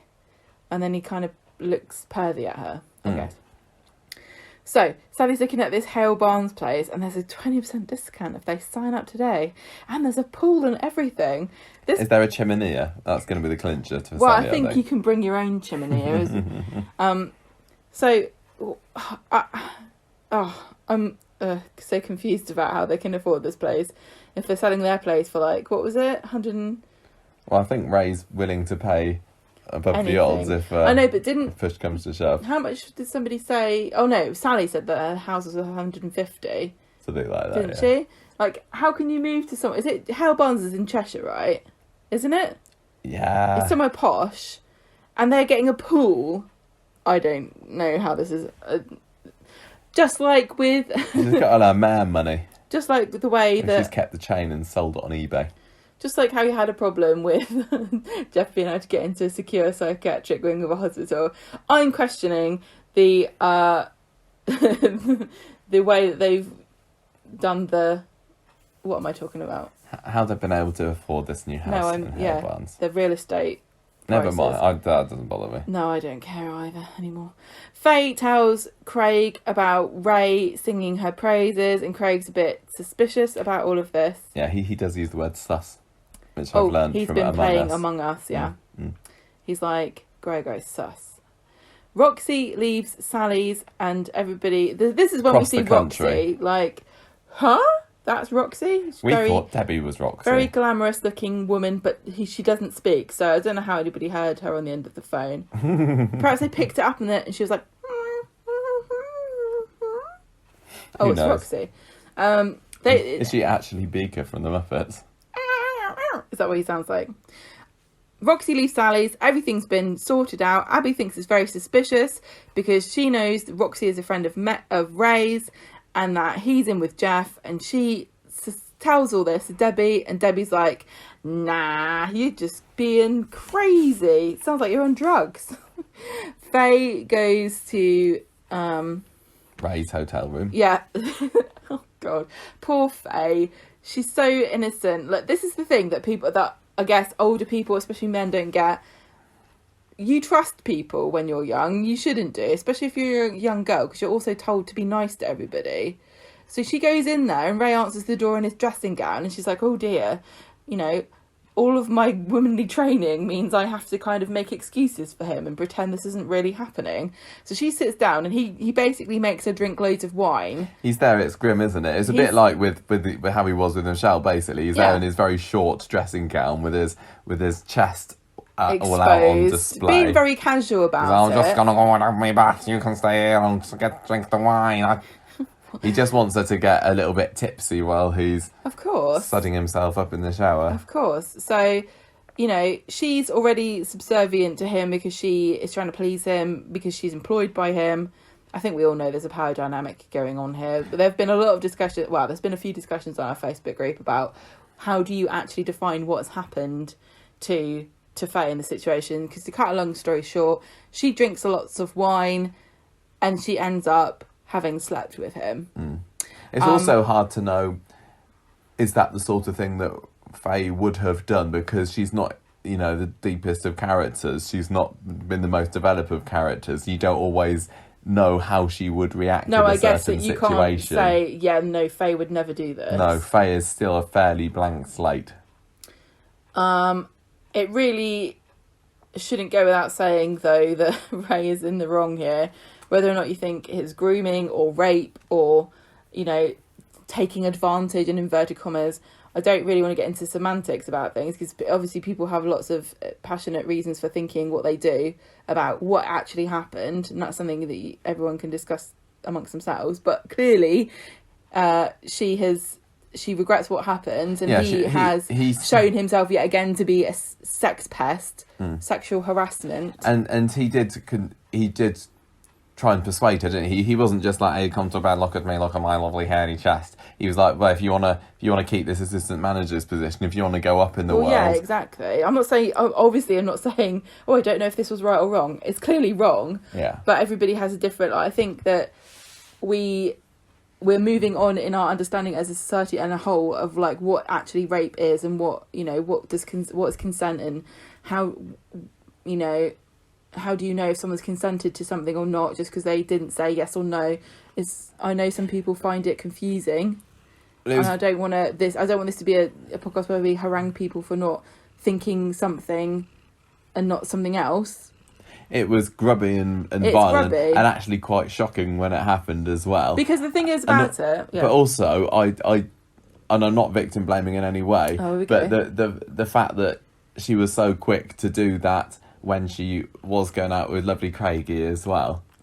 I don't understand how that happened quite so fast, but you know, we didn't see everything that happened. No, and I also find it very interesting that she is in pretty much the same situation as Anna was when Phelan took her to the hotel and said that if you sleep with me. Yeah, that was clearly like, he says it was a transaction. Yeah. We say it was rape. She didn't want to sleep with him, but she was forced Transaction was the word that he used, did wasn't use it? that word, yeah. Transaction. I think that men in the past and some women have seen this as a legitimate transaction where a woman doesn't want to sleep with a man, does to get something that she wants that the man won't give her unless he sleeps with her. We know now this is wrong and disgusting and horrible and should never happen. It still happens because people like Ray haven't, quite got the memo, and he gets away with it. This, to me, was reminding us, we don't want you to forget that Ray is like this. Ray is you might call him a rapist. He sexually harasses women at work. He takes advantage of people. He clearly doesn't care about the fact that she's young, and she probably didn't really want to sleep with him. I think that it would be easy to forget that he had that scene with Michelle, because it happened so long ago. I mean, it was like last year. Yeah. And he's such a charming and engaging actor, and he plays Ray really well, that, even I was like, oh, I kind of like Ray, he's kind of cool. And now he's done this, and you're like, oh, yeah, he's evil. It was a surprise. I definitely didn't know this was going to happen this week. And when we saw her with, in the post-coital bed position with a duvet tucked up under her chin, I was like, oh, blimey, I wasn't expecting that. But I suppose, in a way, it wasn't just unnecessary sleaze. It was to tie into what's going to happen next week in the anniversary. And it's just a final reminder before the big push next week that he's not just knocking down the houses to build this big block of flats. He's also a massive sex pest. Yeah, I mean, I guess I've heard people saying, well, she knew what she was doing, or she didn't have to sleep with him, or, she's doing it for a reason. But the question you have to ask yourself is, had she not have done that, what were the implied consequences for her? Yeah. So also the other thing about it is it's specifically Faye, and we know that Tim and Sally are involved in selling their place to Ray, and you've got Craig who's investigating Ray, and obviously Gary as well. Yeah, who's his right hand man. Yeah, and it's his sister. So I think that not only was this a reminder, character to pick here. It was, but it also did make me think, Ray, you're playing a very dangerous game here. What do you think Gary is going to say if he finds this out? Which he probably will. Yeah. I mean, you're in a soap, so it's obviously going to come out, but you're taking a massive risk here. Faye's going to feel guilty and try to excuse what happened or defend his, probably try to defend Ray almost to try and protect herself for what she. Well, I don't know how when Craig comes round later, she starts railing at him, doesn't she? And saying, "Oh, I can't remember what it is she says, but she basically tells him they should split up because he's nagging at her or something." Yeah, when really she's just trying to. I can't be around you at the moment because I feel so bad, guilty about what I've done. Yeah. I've been off with another guy when you're my fella. This is a really difficult thing to talk about without trying to make it sound like you're sympathising with the wrong people. But I like to talk about how different people react to different things and what... I mean, Ray probably doesn't really think he's done anything wrong. He probably thinks it's like, well, she got what she wanted, I got what I wanted, you know what I mean? Like, he's that kind of guy. Yeah. And, and sex is different for men than it is for women, obviously. He's especially seen someone that as young as she's quite Kay, too. enamoured by him, and she's been one of the few people on the street that has stuck by him all of this year. So he thinks that by doing this, he's sealing the deal, as it were. Grim, isn't it? So he's all pleased with himself. He's cocky as a bastard. So Faye's just kind of like, Abby brings Ray up and she snaps at Abby, and Craig says, I'm keeping an eye on Ray because he's up to something, and she's like, you know, and he says, I saw something I shouldn't have seen in his office, and then Debbie tells Ray that Abby has been poking her nose in, and she sneaks into the office and starts rooting about, and then she gets Abby caught by Ray, and he's like, she says, why are you so interested in all the properties? And he's like, why are you so obsessed with me? And he's like, I'm going to phone the police. This was another quite pivotal moment for the week, really, wasn't it? The fact that Abby has been the one. I mean, Craig was really the one, but he couldn't go around telling everybody willy-nilly about what he found because Ray had him over a barrel. But Abby, really nobody puts her in the corner. So now that she knows, she's going to get... she's going to, tear off her mechanic's robes, and there's going to be the Superwoman costume underneath there. And I'm so thrilled that Abby is being set up as the hero for the 60th anniversary week. I don't think I can ever get tired of Abby being the hero. I just love it. And in the same way as, when Corrie really embraced the fact that Kate was a selfish cow and then just ran with it, I think they're doing it with Abby as well. I don't think she was always originally going to be a heroic character, but they've seen that they've given her that role. People just love it. They love it, so it's always going to be Abby. So well as well. So well. She's like a plucky little, she reminds me of like Dick Whittington or something. Like this kind of semi-camp boy character who runs around and saves people. Yeah, she's slapping brilliant. her thigh. Yeah, exactly. So he's going to call the police. She runs away before he can, but she's stolen some paperwork. She goes back and she doesn't realise, nobody does yet, that Debbie's on Ray's side. So she tells Sally, Kevin and Debbie about his plans, that she's found this invoice for consultancy fees for tower blocks that he's having built. And then you've moved the notes, so I can't see what I was reading. Don't you remember all of this? Why are you... Where... We're on Wednesday, No. Oh, no, we're on Wednesday. Sorry, I thought we were on Wednesday or on Monday. I'm not paying attention. Sally phones her council friend, and finds out that there's a pre-planning application has already been approved, and they're going to knock down half of Coronation Street. Oh, no. Don't worry. And Debbie's there going... It's the new half. Oh, no. Oh, gosh. They put together the pieces, and they realise that, everything. Debbie's looking anxious. Debbie says Ray's going to win over her dead body. And then Debbie goes and says... I can't... This is all going wrong. Everyone's about to find out. You've got to tell the other investors. What are we going to do about Abby? And he says, I'll sort her out. So, on Wednesday, they've kind of worked out that Ray's developing this side of the street. He's also developing Hale Barnes. That was the reason they got that sweet deal on a pool. Abby tells David, and he's like, what? What do you mean? How could he have made a sinkhole in my garden? But it doesn't take him long before he's completely wholeheartedly, conspiracy theory David. He did make a sinkhole in my garden, as improbable as that sounds. Everybody needs to be on board with her to try to stop Ray from getting his investors. So they're going to have a pre-press launch at the hotel, and Debbie and Ray are talking about it. For Ray Towers. Yeah. Well, to get people on board, and she's like, I don't think we should go ahead with this. Craig apologises to Faye for being, talking, I don't know what he's apologising for. It says, I just don't like the fact you're working for Ray. And he says about the plans, and she gets mad because they've already sold the house. Then they have this kind of it's like the students in Les Mis converging to overthrow the evil landlords. Well, it's all of the you know, the big names, isn't it? It's all the people it's who honestly Roy and should Dev. It's also actually the be long timers. It's all the people that should be welcoming this with open arms. I've got so many problems with this story, but we'll get to this in a minute because it's kind of stupid. Yeah, they kind of all stand around in the garden at a nice distance from one another and talk about the fact that they don't want this to happen without actually saying why. Because I think that they think it goes without saying, but it doesn't, unfortunately.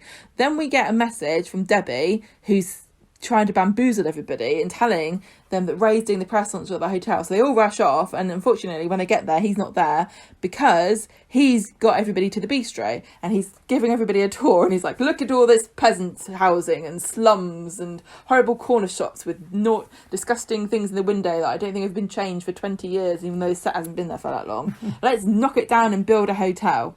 And they're all like, yeah, sounds brilliant.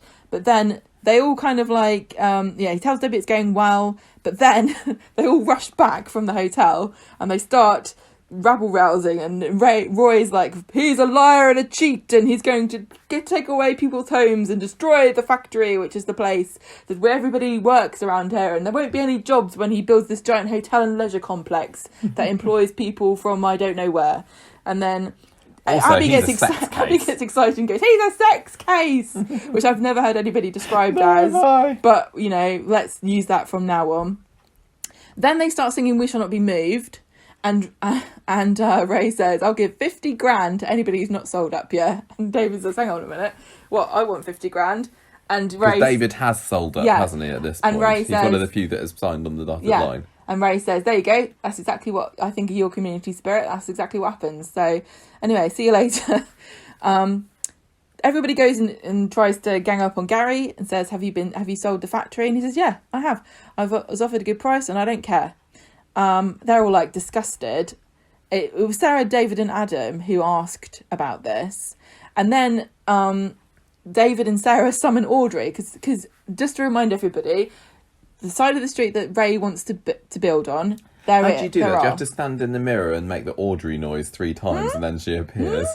And then she appears behind you. I love it. And she goes, So, you've got the cabin, which is owned by Brian and Kathy, and Rita's flat above it, and they say they have not been contacted and done anything. Then you've got the garage, which belongs to Kevin, who's already had to sell it because of what Abby did when she blew up Ray's car. Then you've got the factory, which is owned by Gary. He says he's already sold it. You've got David's house, which he has already sold it. Then you've got Sally and Tim's house, which they were in the process of selling, and I don't know whether they have signed it over yet or not.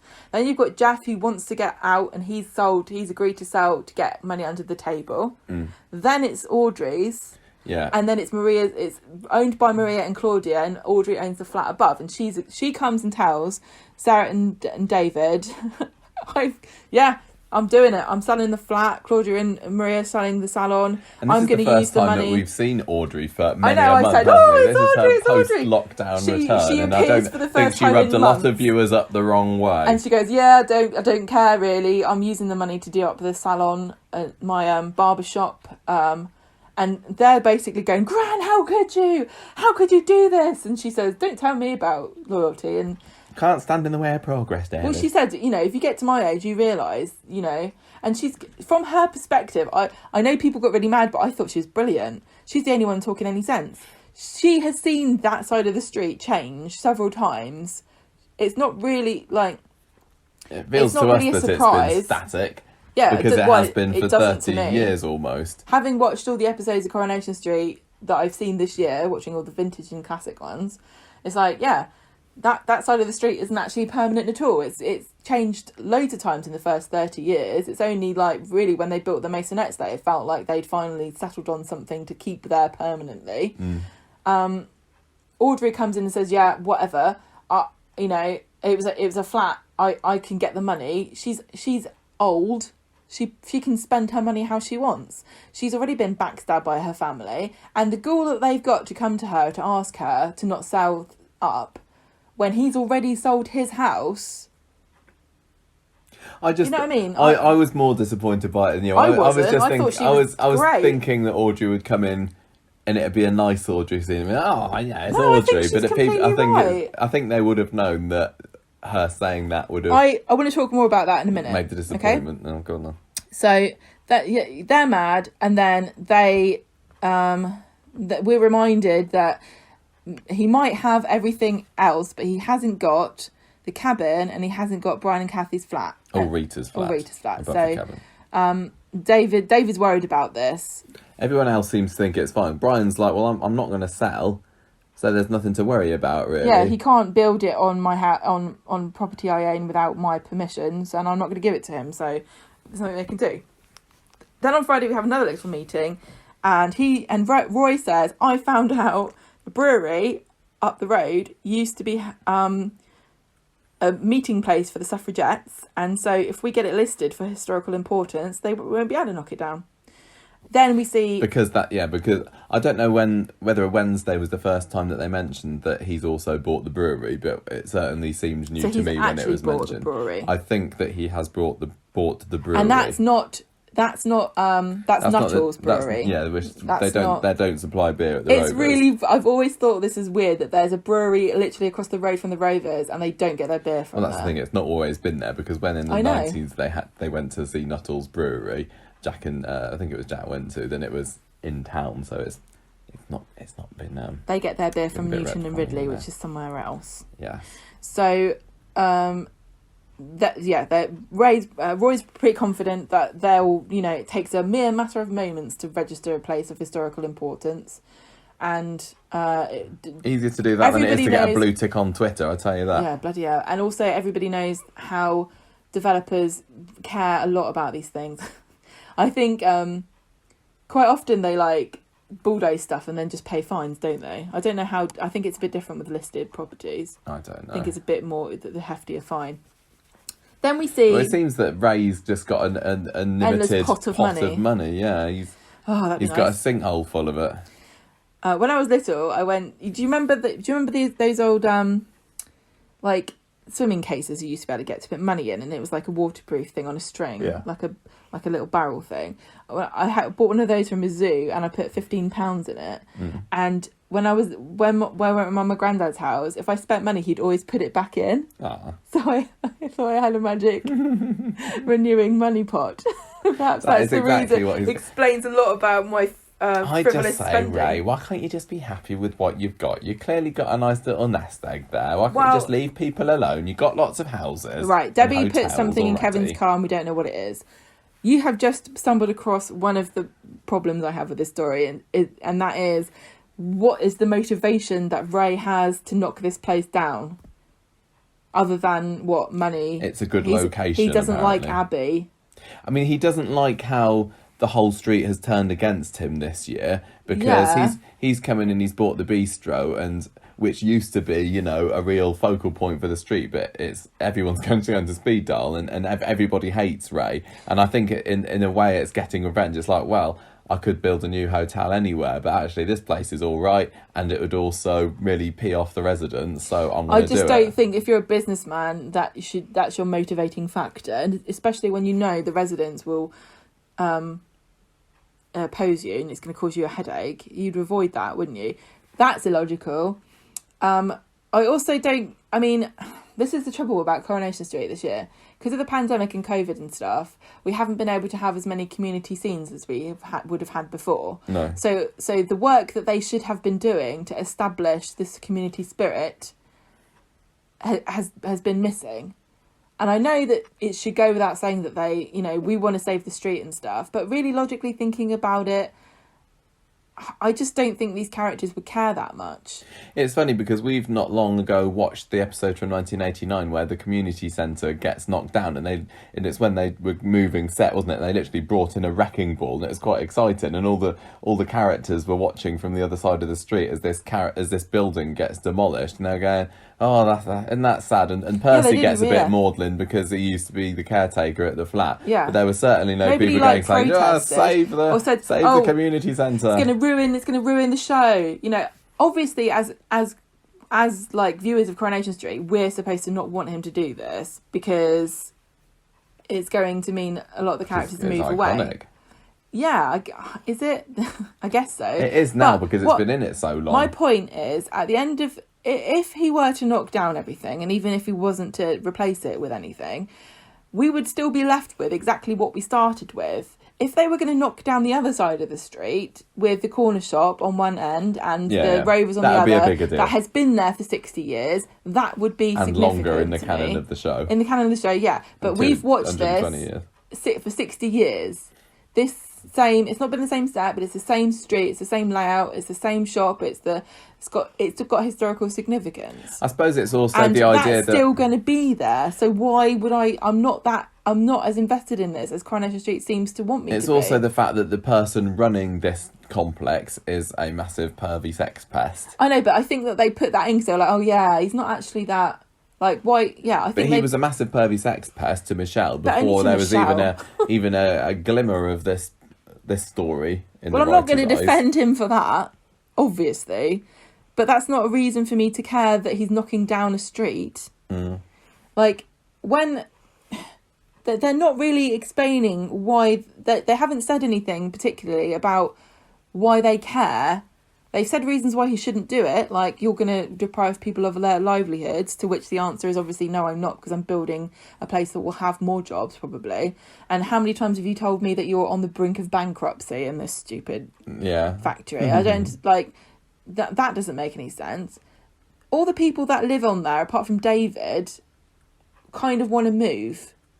David was worried about moving when he thought that Shona wanted to stay, but Shona told him she doesn't care because she doesn't have any memories of that place. So he's happily sold up. So really, if he moved, it wouldn't be that big of a deal. His gran already doesn't live anywhere near him. I don't know where Gail lives. Yeah, she lives there. They could just move somewhere else together. They all live in a unit together. It just seems to me like, yeah, the obviously the implication is there that we care, and it would be annoying if you lived there, and it would be upsetting if these characters weren't together, but it's not like something that I think is a 60th anniversary story, because they haven't worked hard enough to remind us of these bonds. It's interesting the very obvious parallels that this story has to the 40th anniversary. Yeah. When they were trying to tarmac over the cobbles. I'd be more mad about that. Yeah, and exactly. And the cobbles are obviously in many ways smaller than a whole row of houses, but equally they are but they have bigger. Cultural, yeah. Like, it's the character of the street, isn't it? They be robbing and like, you know, I completely see what you're saying, that we haven't been given enough reason to care about it, but for some reason in my head, I'm willing to put that aside and go, yeah, save the street. I don't want Ray to be, you know, overlord of that side of the street. That's not bothering me quite so much. I just I'll think happily fly my flag with Roy and Dev and all that. Yeah, I'll go along with it. I like those characters. I'll go along with it, but I feel like there's a real big emotional tug that's missing, that I really think I should feel more so, perhaps, because we talk about it all the time. You know, we watch every episode. We've seen so many episodes all throughout, you know, as much as we can. Like, of all the people that should care about this, it should, you know, we should the most, but I don't care. I think it'd be quite exciting to see if he put something else in there, to be honest. I think it's a part of Coronation Street's tradition that side of the street changes sometimes. I think that they could have put a few more lines in here and there throughout the year about community spirit, especially considering that many people during coronavirus have found solace in their neighbours. Not we have, but like we've seen our neighbours more this year than we ever have at a distance. I know during who lives the in the house across the street from us now, which I didn't know before, but that was partly because you backed into their car. Yes, thank you. So like my friend who lives in Bournemouth, I think she lived in a cul-de-sac, and like at some points they were, you know, the kids were playing tennis with each other and things like that, or, you know, chatting with each other and talking and sharing groceries and things. They haven't been able to do that on the street, and they haven't. But they could have done. They could have been like, oh, you know, Aggie. Well, I'm going to send Aggie a coupon to get her hair cut for free because she's a nurse. Or I heard that Roy's making a hamper for Audrey because she can't, you know, because she's isolating. Or... I suppose the other thing with the community angle as well is that it's very well been advertised recently that now Coronation Street has got 70 members of their cast, and they're up from the 12, 13 in the original, and yet there's only a pocket of like 6-7 characters that seem to care. Yeah. So it's not just that they haven't built up the reason why we should care. It's like the majority of characters don't care. And surely the message would have been spread. Abby would have, and Dev and David would have tried to rally more people to their cause, but it's a bit of a sad small number of people, and I'm sure that's going to be an awful lot to do with the COVID restrictions. Well, I and think they'll add more people next week. They will, and one of the bits of press that I say I haven't seen the trailer, but we've seen the photograph, haven't we? The poster for next week, and there's Ray and Debbie, and then there's some of the resistance that we saw, and there are more characters than we saw this week, so there will be more. But I feel that had we not had coronavirus and the storyline was still going ahead, we'd have the vast majority of the cast there, having a sit-in or I know, whatever. I just think that they knew this was going to happen all year. They knew this was their story. They could have put a bit more... They could have made a bit more of an effort. I think they've taken it for granted that we think, this is something worth saving. They've been in a very difficult situation, but I know what you mean. I know what you mean. They've taken too much for granted.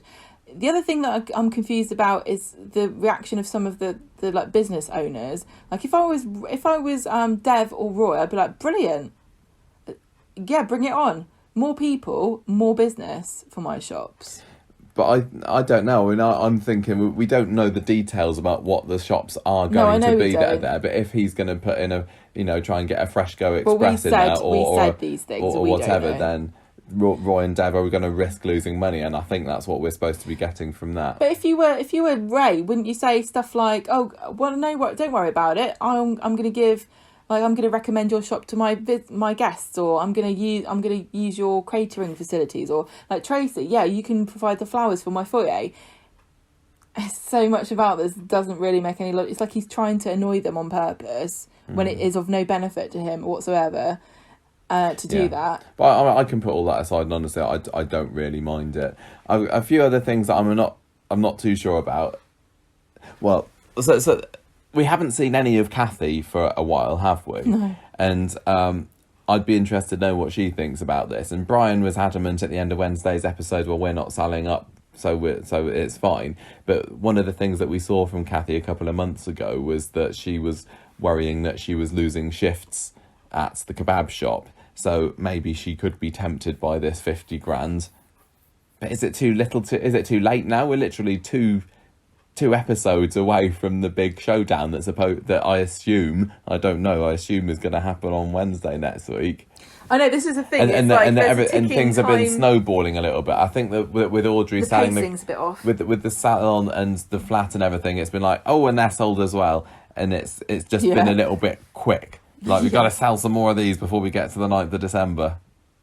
But I'm still loving the story. I also and Abby is the story's interesting, and the star. It does mirror the 40th where they were like Save the Cobbles, which is a bit more low key. I just think they've missed the mark. This whole suffragettes in the brewery seems like it could be a bit of a Deus Ex Machina as well. Like it's if that's the ace. That's not going to happen. How anticlimactic would that be on Wednesday?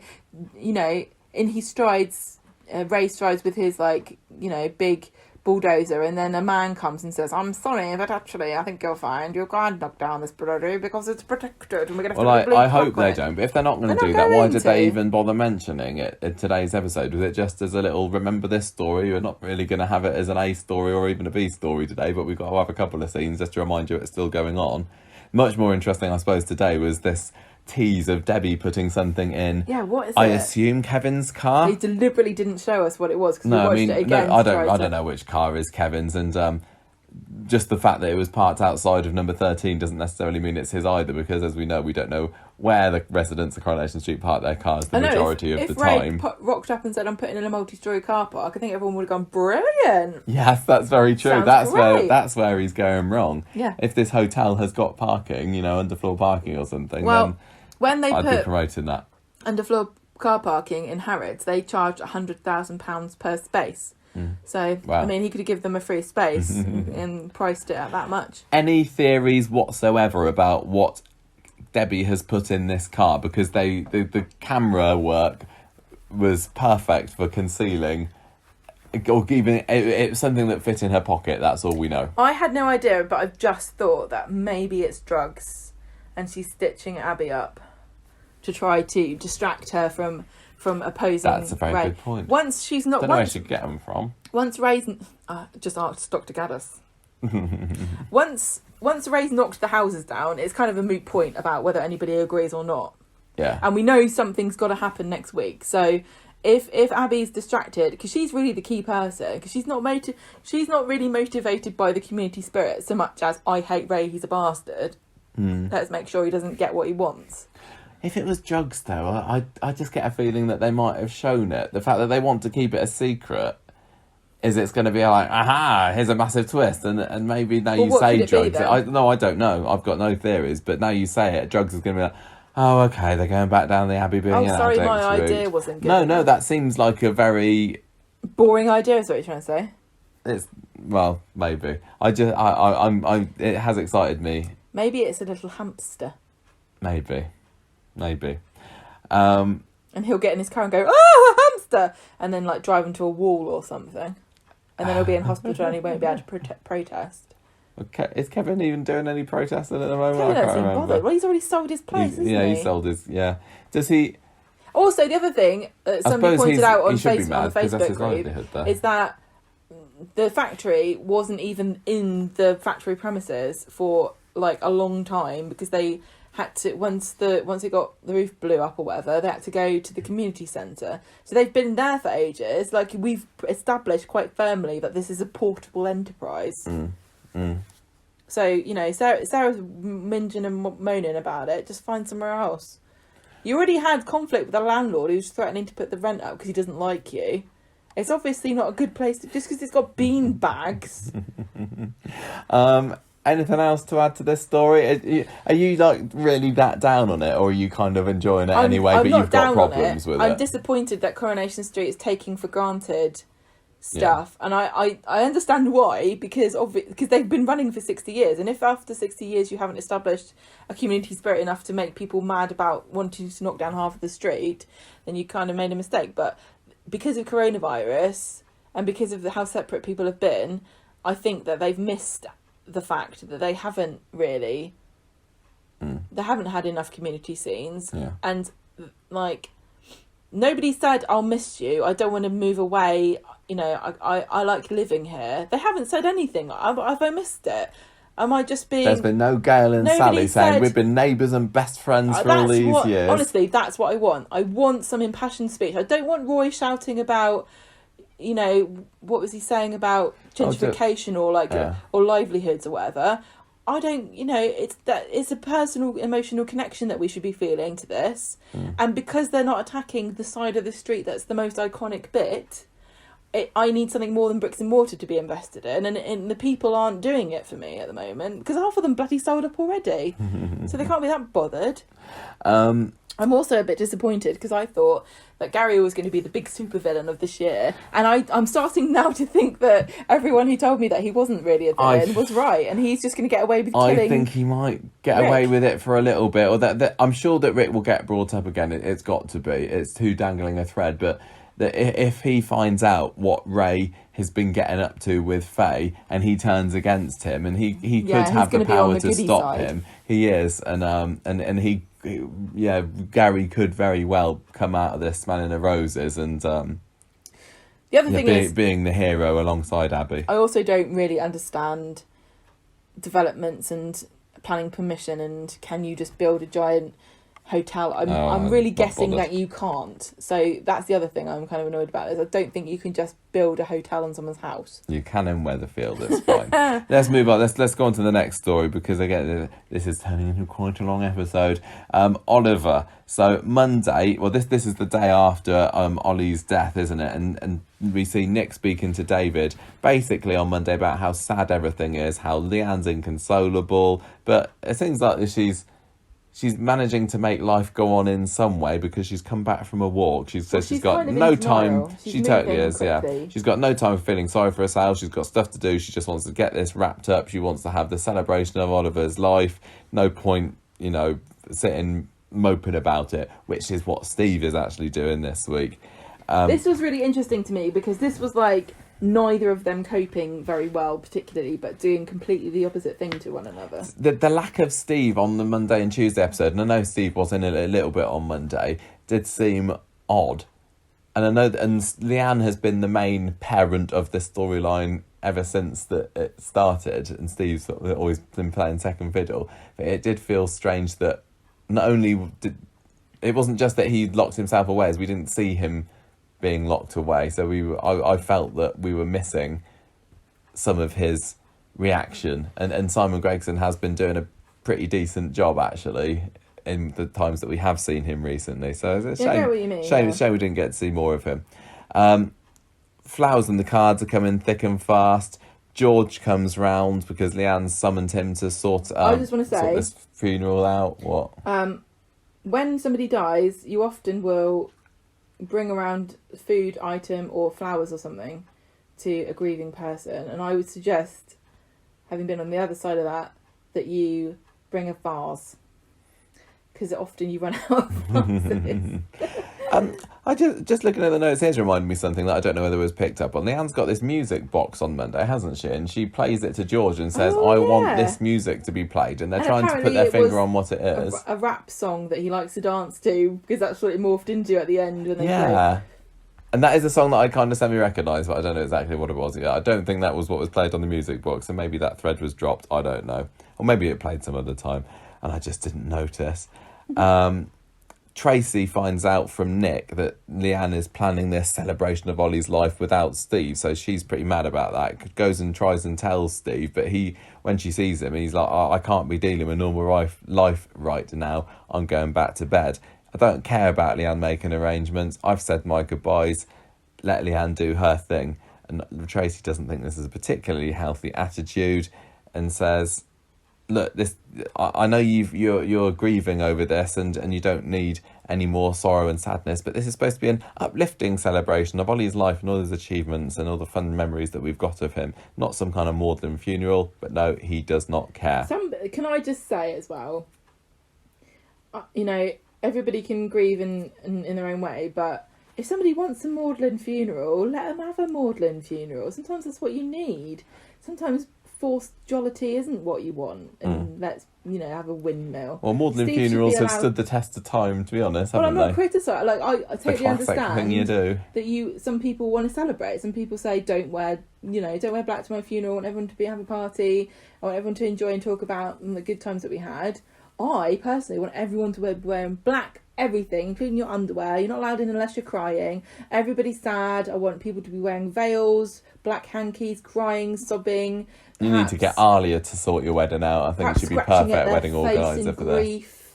Maybe crying blood. That's what I want from my funeral. So, let everybody grieve in their own way. Nick and David have a bit of a brotherly bonding sesh, which we always love on this podcast. He says he doesn't think Leanne's ever going to forgive him for having a son. And David says, look, you just need to know where you stand with this. So he goes over to see her and she's like, okay, I relent. I want you as part of Ollie's day.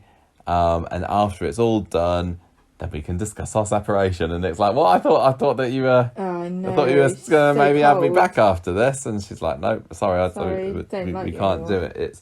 I can't live with the fact that you've got this son. I couldn't cope with it. Sorry, we're over. And which is a message that she repeats on today's episode, doesn't she?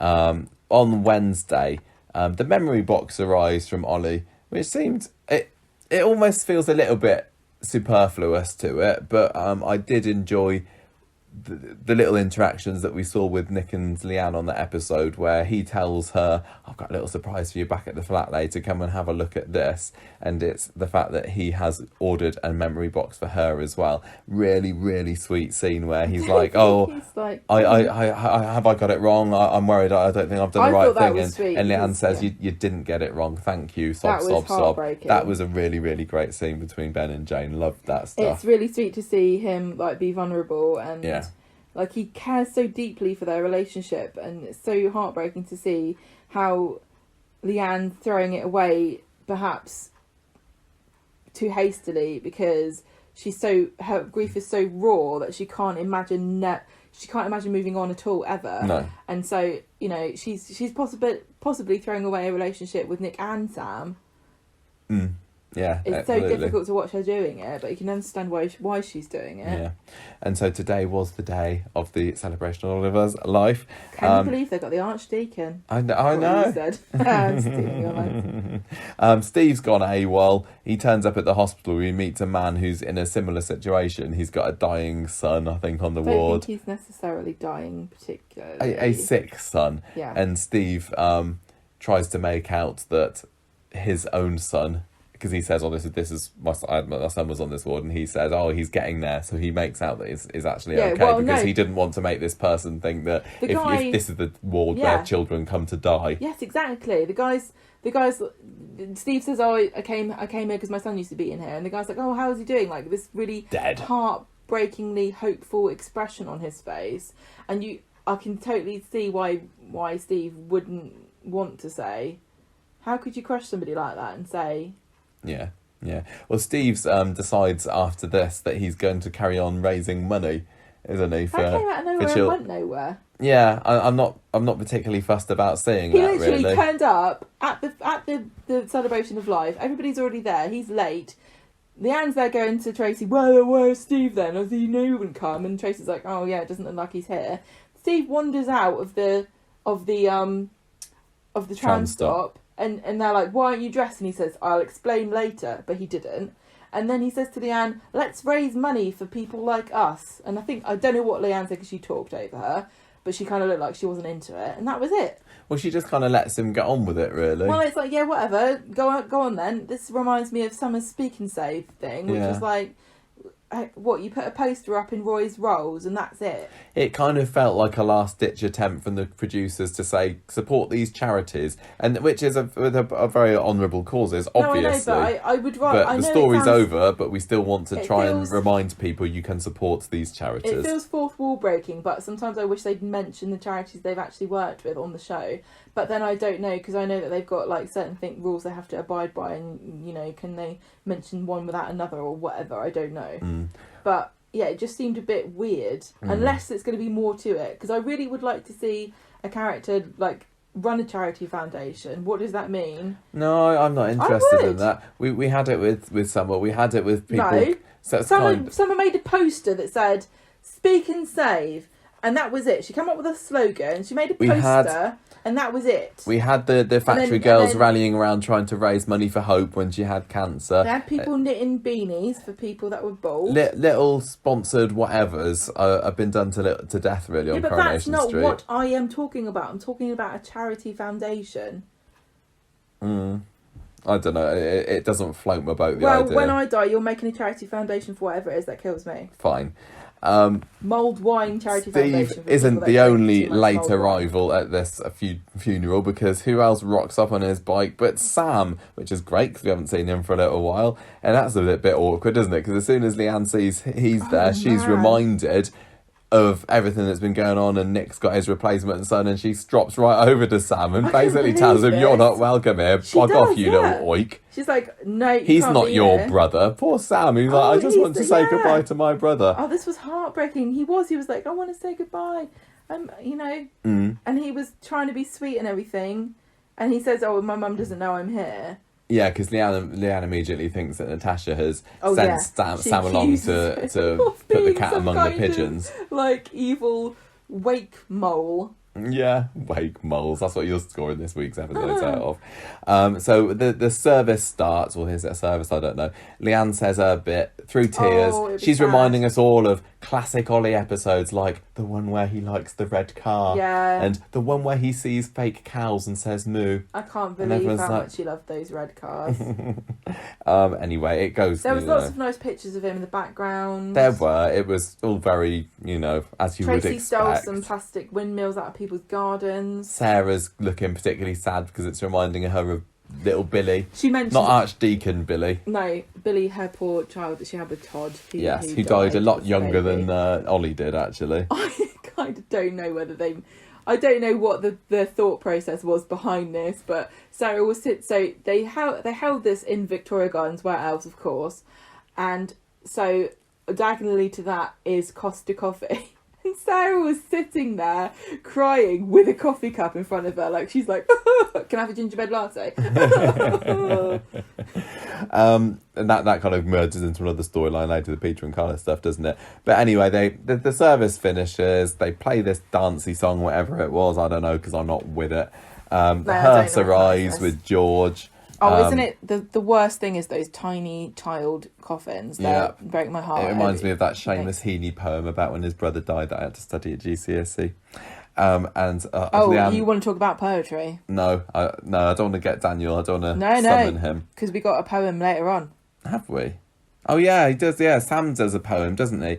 He starts off giving Nick a bit of a science lesson in Victoria Gardens about how stars are actually made of hydrogen and helium and are not actually dead babies up there, just in case anyone was wondering. Yeah, then he reads his poem, which I thought was very sweet and cute.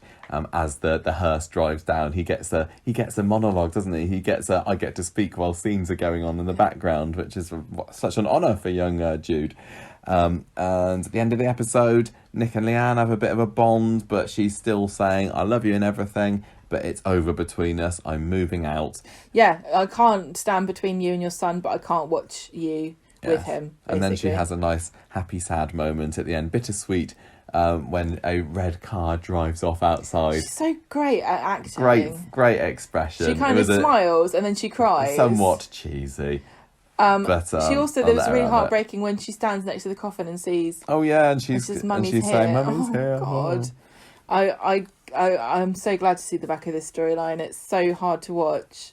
It's horrible. I don't think we have seen the back of it. I mean, the storyline is now, will Nick and Leanne get back together? It's going to be Leanne like dealing with the grief of losing her child, and what will Steve do? Yeah, she's gonna lock everyone away, isn't There's going to be a scene of her crying at Christmas, probably. Everyone's going to be having a happy time, and then we'll cut to Leanne in Oliver's room crying, probably.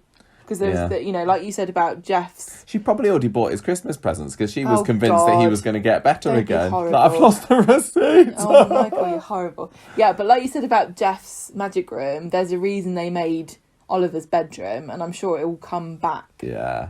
It feels like a lot of effort to go to, unless they were just really bored. Maybe they're going to do something like they did on, on Game of Thrones when Joffrey dies. Sorry, spoilers, but that is a very long time ago. And Jaime and Cersei do it in his deathbed. Maybe Nick and Leanne on Ollie's bed. Just saying. And then Nick reaches around and says, "There's a report under this bed." The report. The report. It was Gary what done it.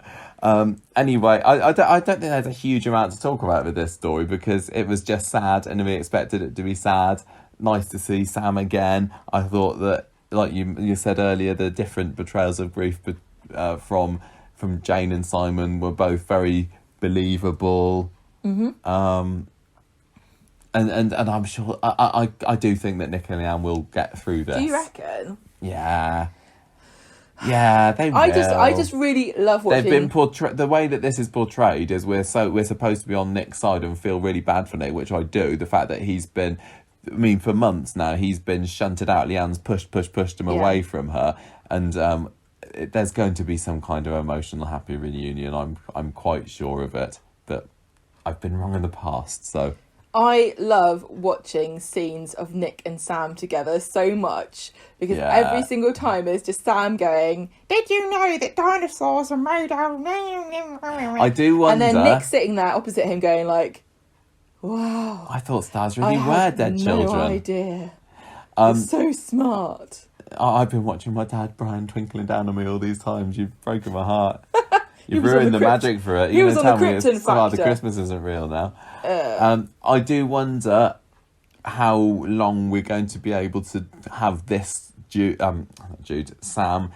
He's going to have to become more than somebody who can quote the Encyclopedia Britannica at anybody who cares to listen. Die. I love Sam, but he's got to be more than that. He's a bit one-dimensional at the moment. But Maybe they can move into fantastic. Ray's new development. Maybe. You're right. Yeah, it's going to be a bit weird. I mean, it's very possible that Nick just babysits him. You can't babysit your own child, but he is.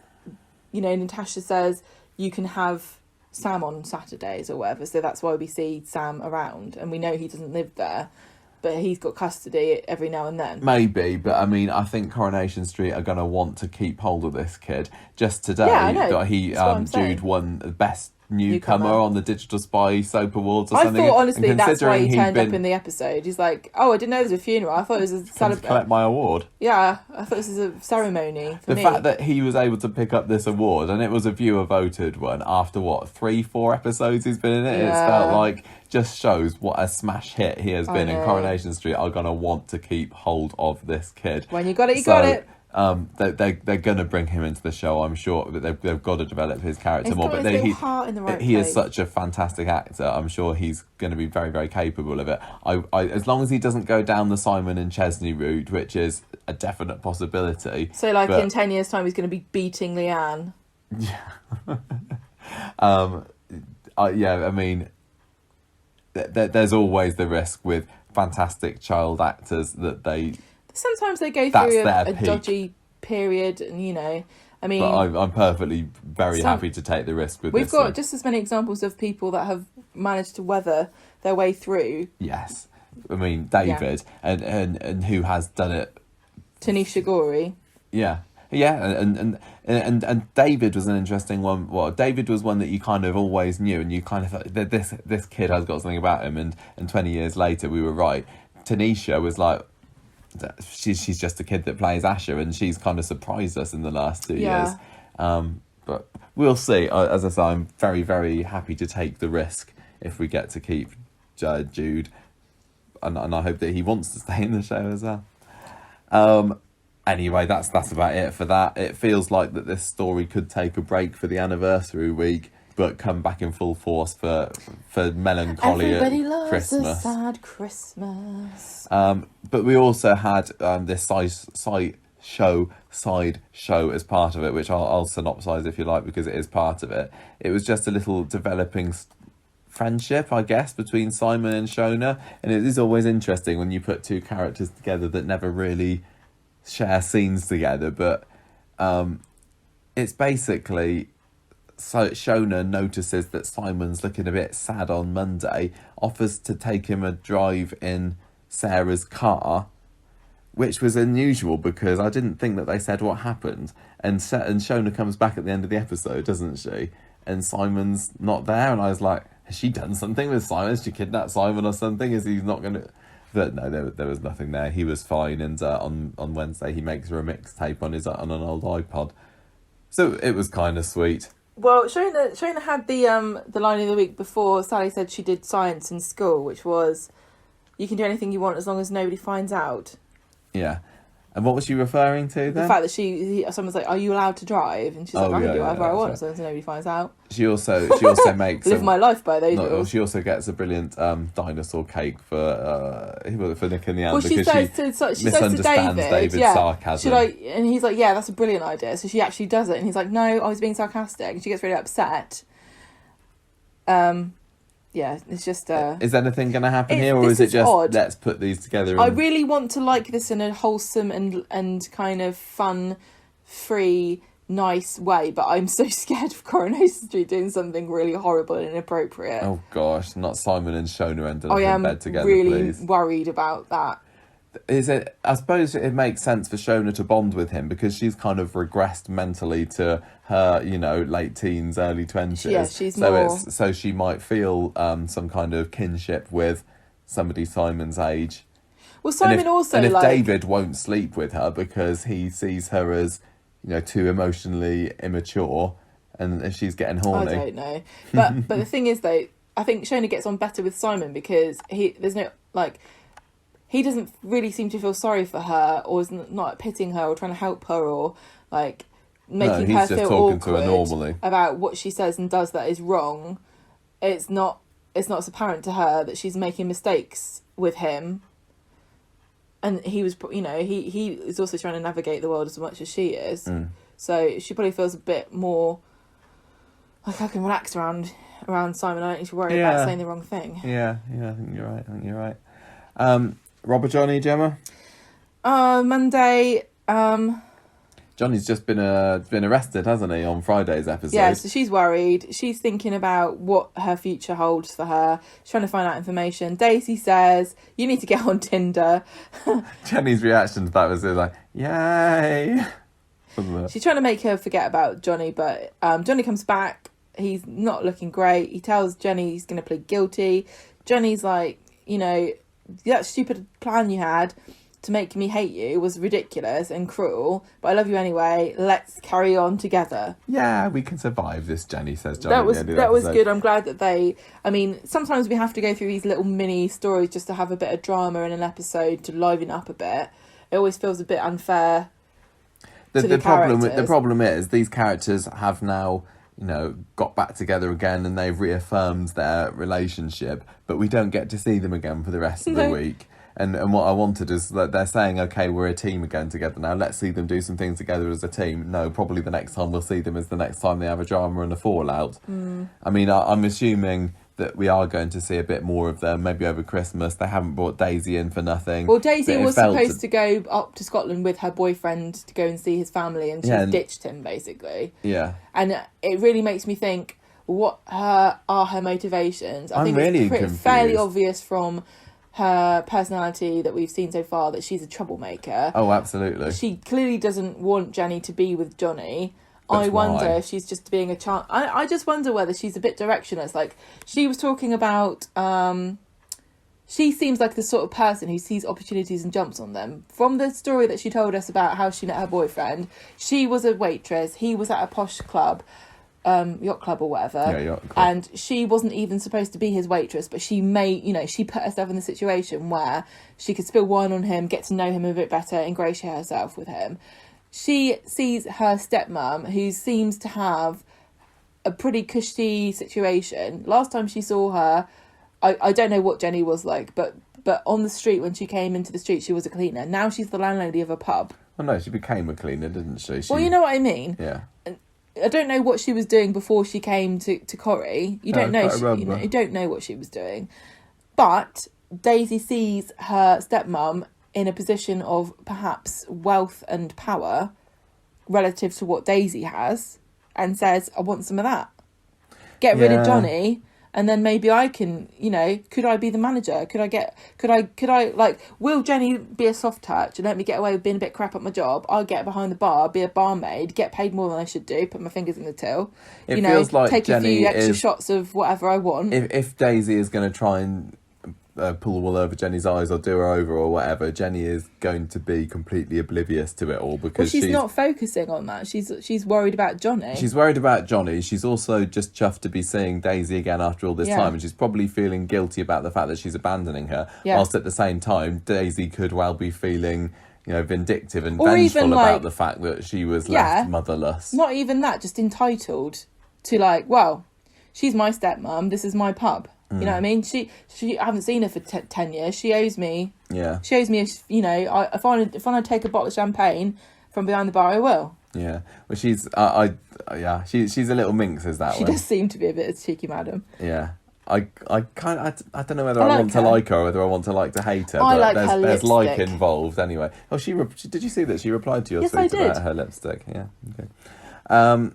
Anyway. Peter. It was Dolce Vita NARS lip balm over the top of Charlotte Tilbury Pillow Talk. Peter's storyline, which sadly seems like it's going to be the inevitable weak point of Coronation Street's big anniversary week this week. From our perspective. Peter, from other people's not so much. Well, some people love this. Peter finds out by Sarah's loose-lipped confession. She gets drunk. She gets drunk and maudlin after Ollie's funeral because she's remembering Billy, and she says, Carla, oh, blah, blah, blah, that guy that you were having it off with in the factory. Peter overhears it and's like, you told me it was some businessman you didn't know. Why it were was you at in the hotel. Factory with him? Who was it that you slept with? And Carla's just like, I don't want to tell you. She's like, we already decided that we're not talking about this anymore. Yeah. That's the healthy way to deal with things. Yeah, so it's clearly building itself up for something. I could do without it featuring in the 60th anniversary week. It's been there, done that.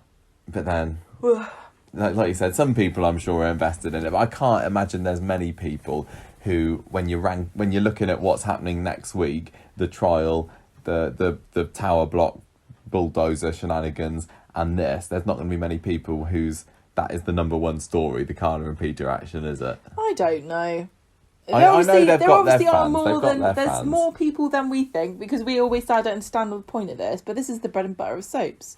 Yeah, no, yeah. So we can't really complain too much about it, even though we do anyway. Yeah, we totally can. We do what we like. So, Gemma, that was quite a long street talk, I feel. But it was a lot happened. A lot happened this week, and it just makes me wonder what it's going to be like next week. I just hope the next week in Street Talk we're like buzzing about it. It's going to be such a downer if we're like, I hate it. That was a disappointment. I really want to love it next week. I was surprised at how much I liked and grew to like the musical bit at the beginning of Wednesday's episode, because like we already said, that kind of thing normally sends me screaming into the hills. But I think it's because Geoff's such a showman, and they've done other things like that with him, where he performs to the camera in a way that no other character does. Like when we had the music acts, we had, when Matt Hilton directed that, he did some really interesting stuff with the shot, and we know that he's going to be doing the Christmas episode. He is directing the Christmas episode. So that's going to be interesting. Very much looking forward to that. So that was I like that. I thought that was good. It was a risk to take, because I think it's anytime you do something a bit weird like that, you're going to get people moaning like we normally would have done. I really liked. Yeah, I thought this was a solid week. It wasn't a 5 week. No, it wasn't. And I'm wondering, is next week going to be a 5? I don't know what makes a 5. Is 5 an unobtainable score? Somebody specifically asked us on the Facebook group, what is a 5 for you? It feels like the 50th anniversary week was a bit of a 5 week, but maybe that's the rose-tinted spectacles. Doing the podcast. But I remember being so often on the edge of my seat, with Charlotte's death, with Molly's death, with the tram crash was spectacular. There was so much to love about that 50th anniversary week. Peter being on death's door as well. It doesn't feel like it's kind of at all possible to match that, but I don't think Corrie want to match that. I would say in a 5 week, it's got to have the emotion, it's got to have the comedy, it's got to have relationships, it kind of has to have twists, it's got to have well, this is like that famous some kind of stunt or spectacle. This is like that famous court case in America where the judge was asked, how do you define obscenity? And he's like, well, I know it when I see it. And that's kind of like what I think about a 5 out of 5 week. We've been scoring these for quite a while. We haven't scored them for 8 years, but we've never given a 5. Haven't we? I thought we had. No, I don't think we have. Maybe Becca can let us know on that one, but I don't think I've ever given anything a 5.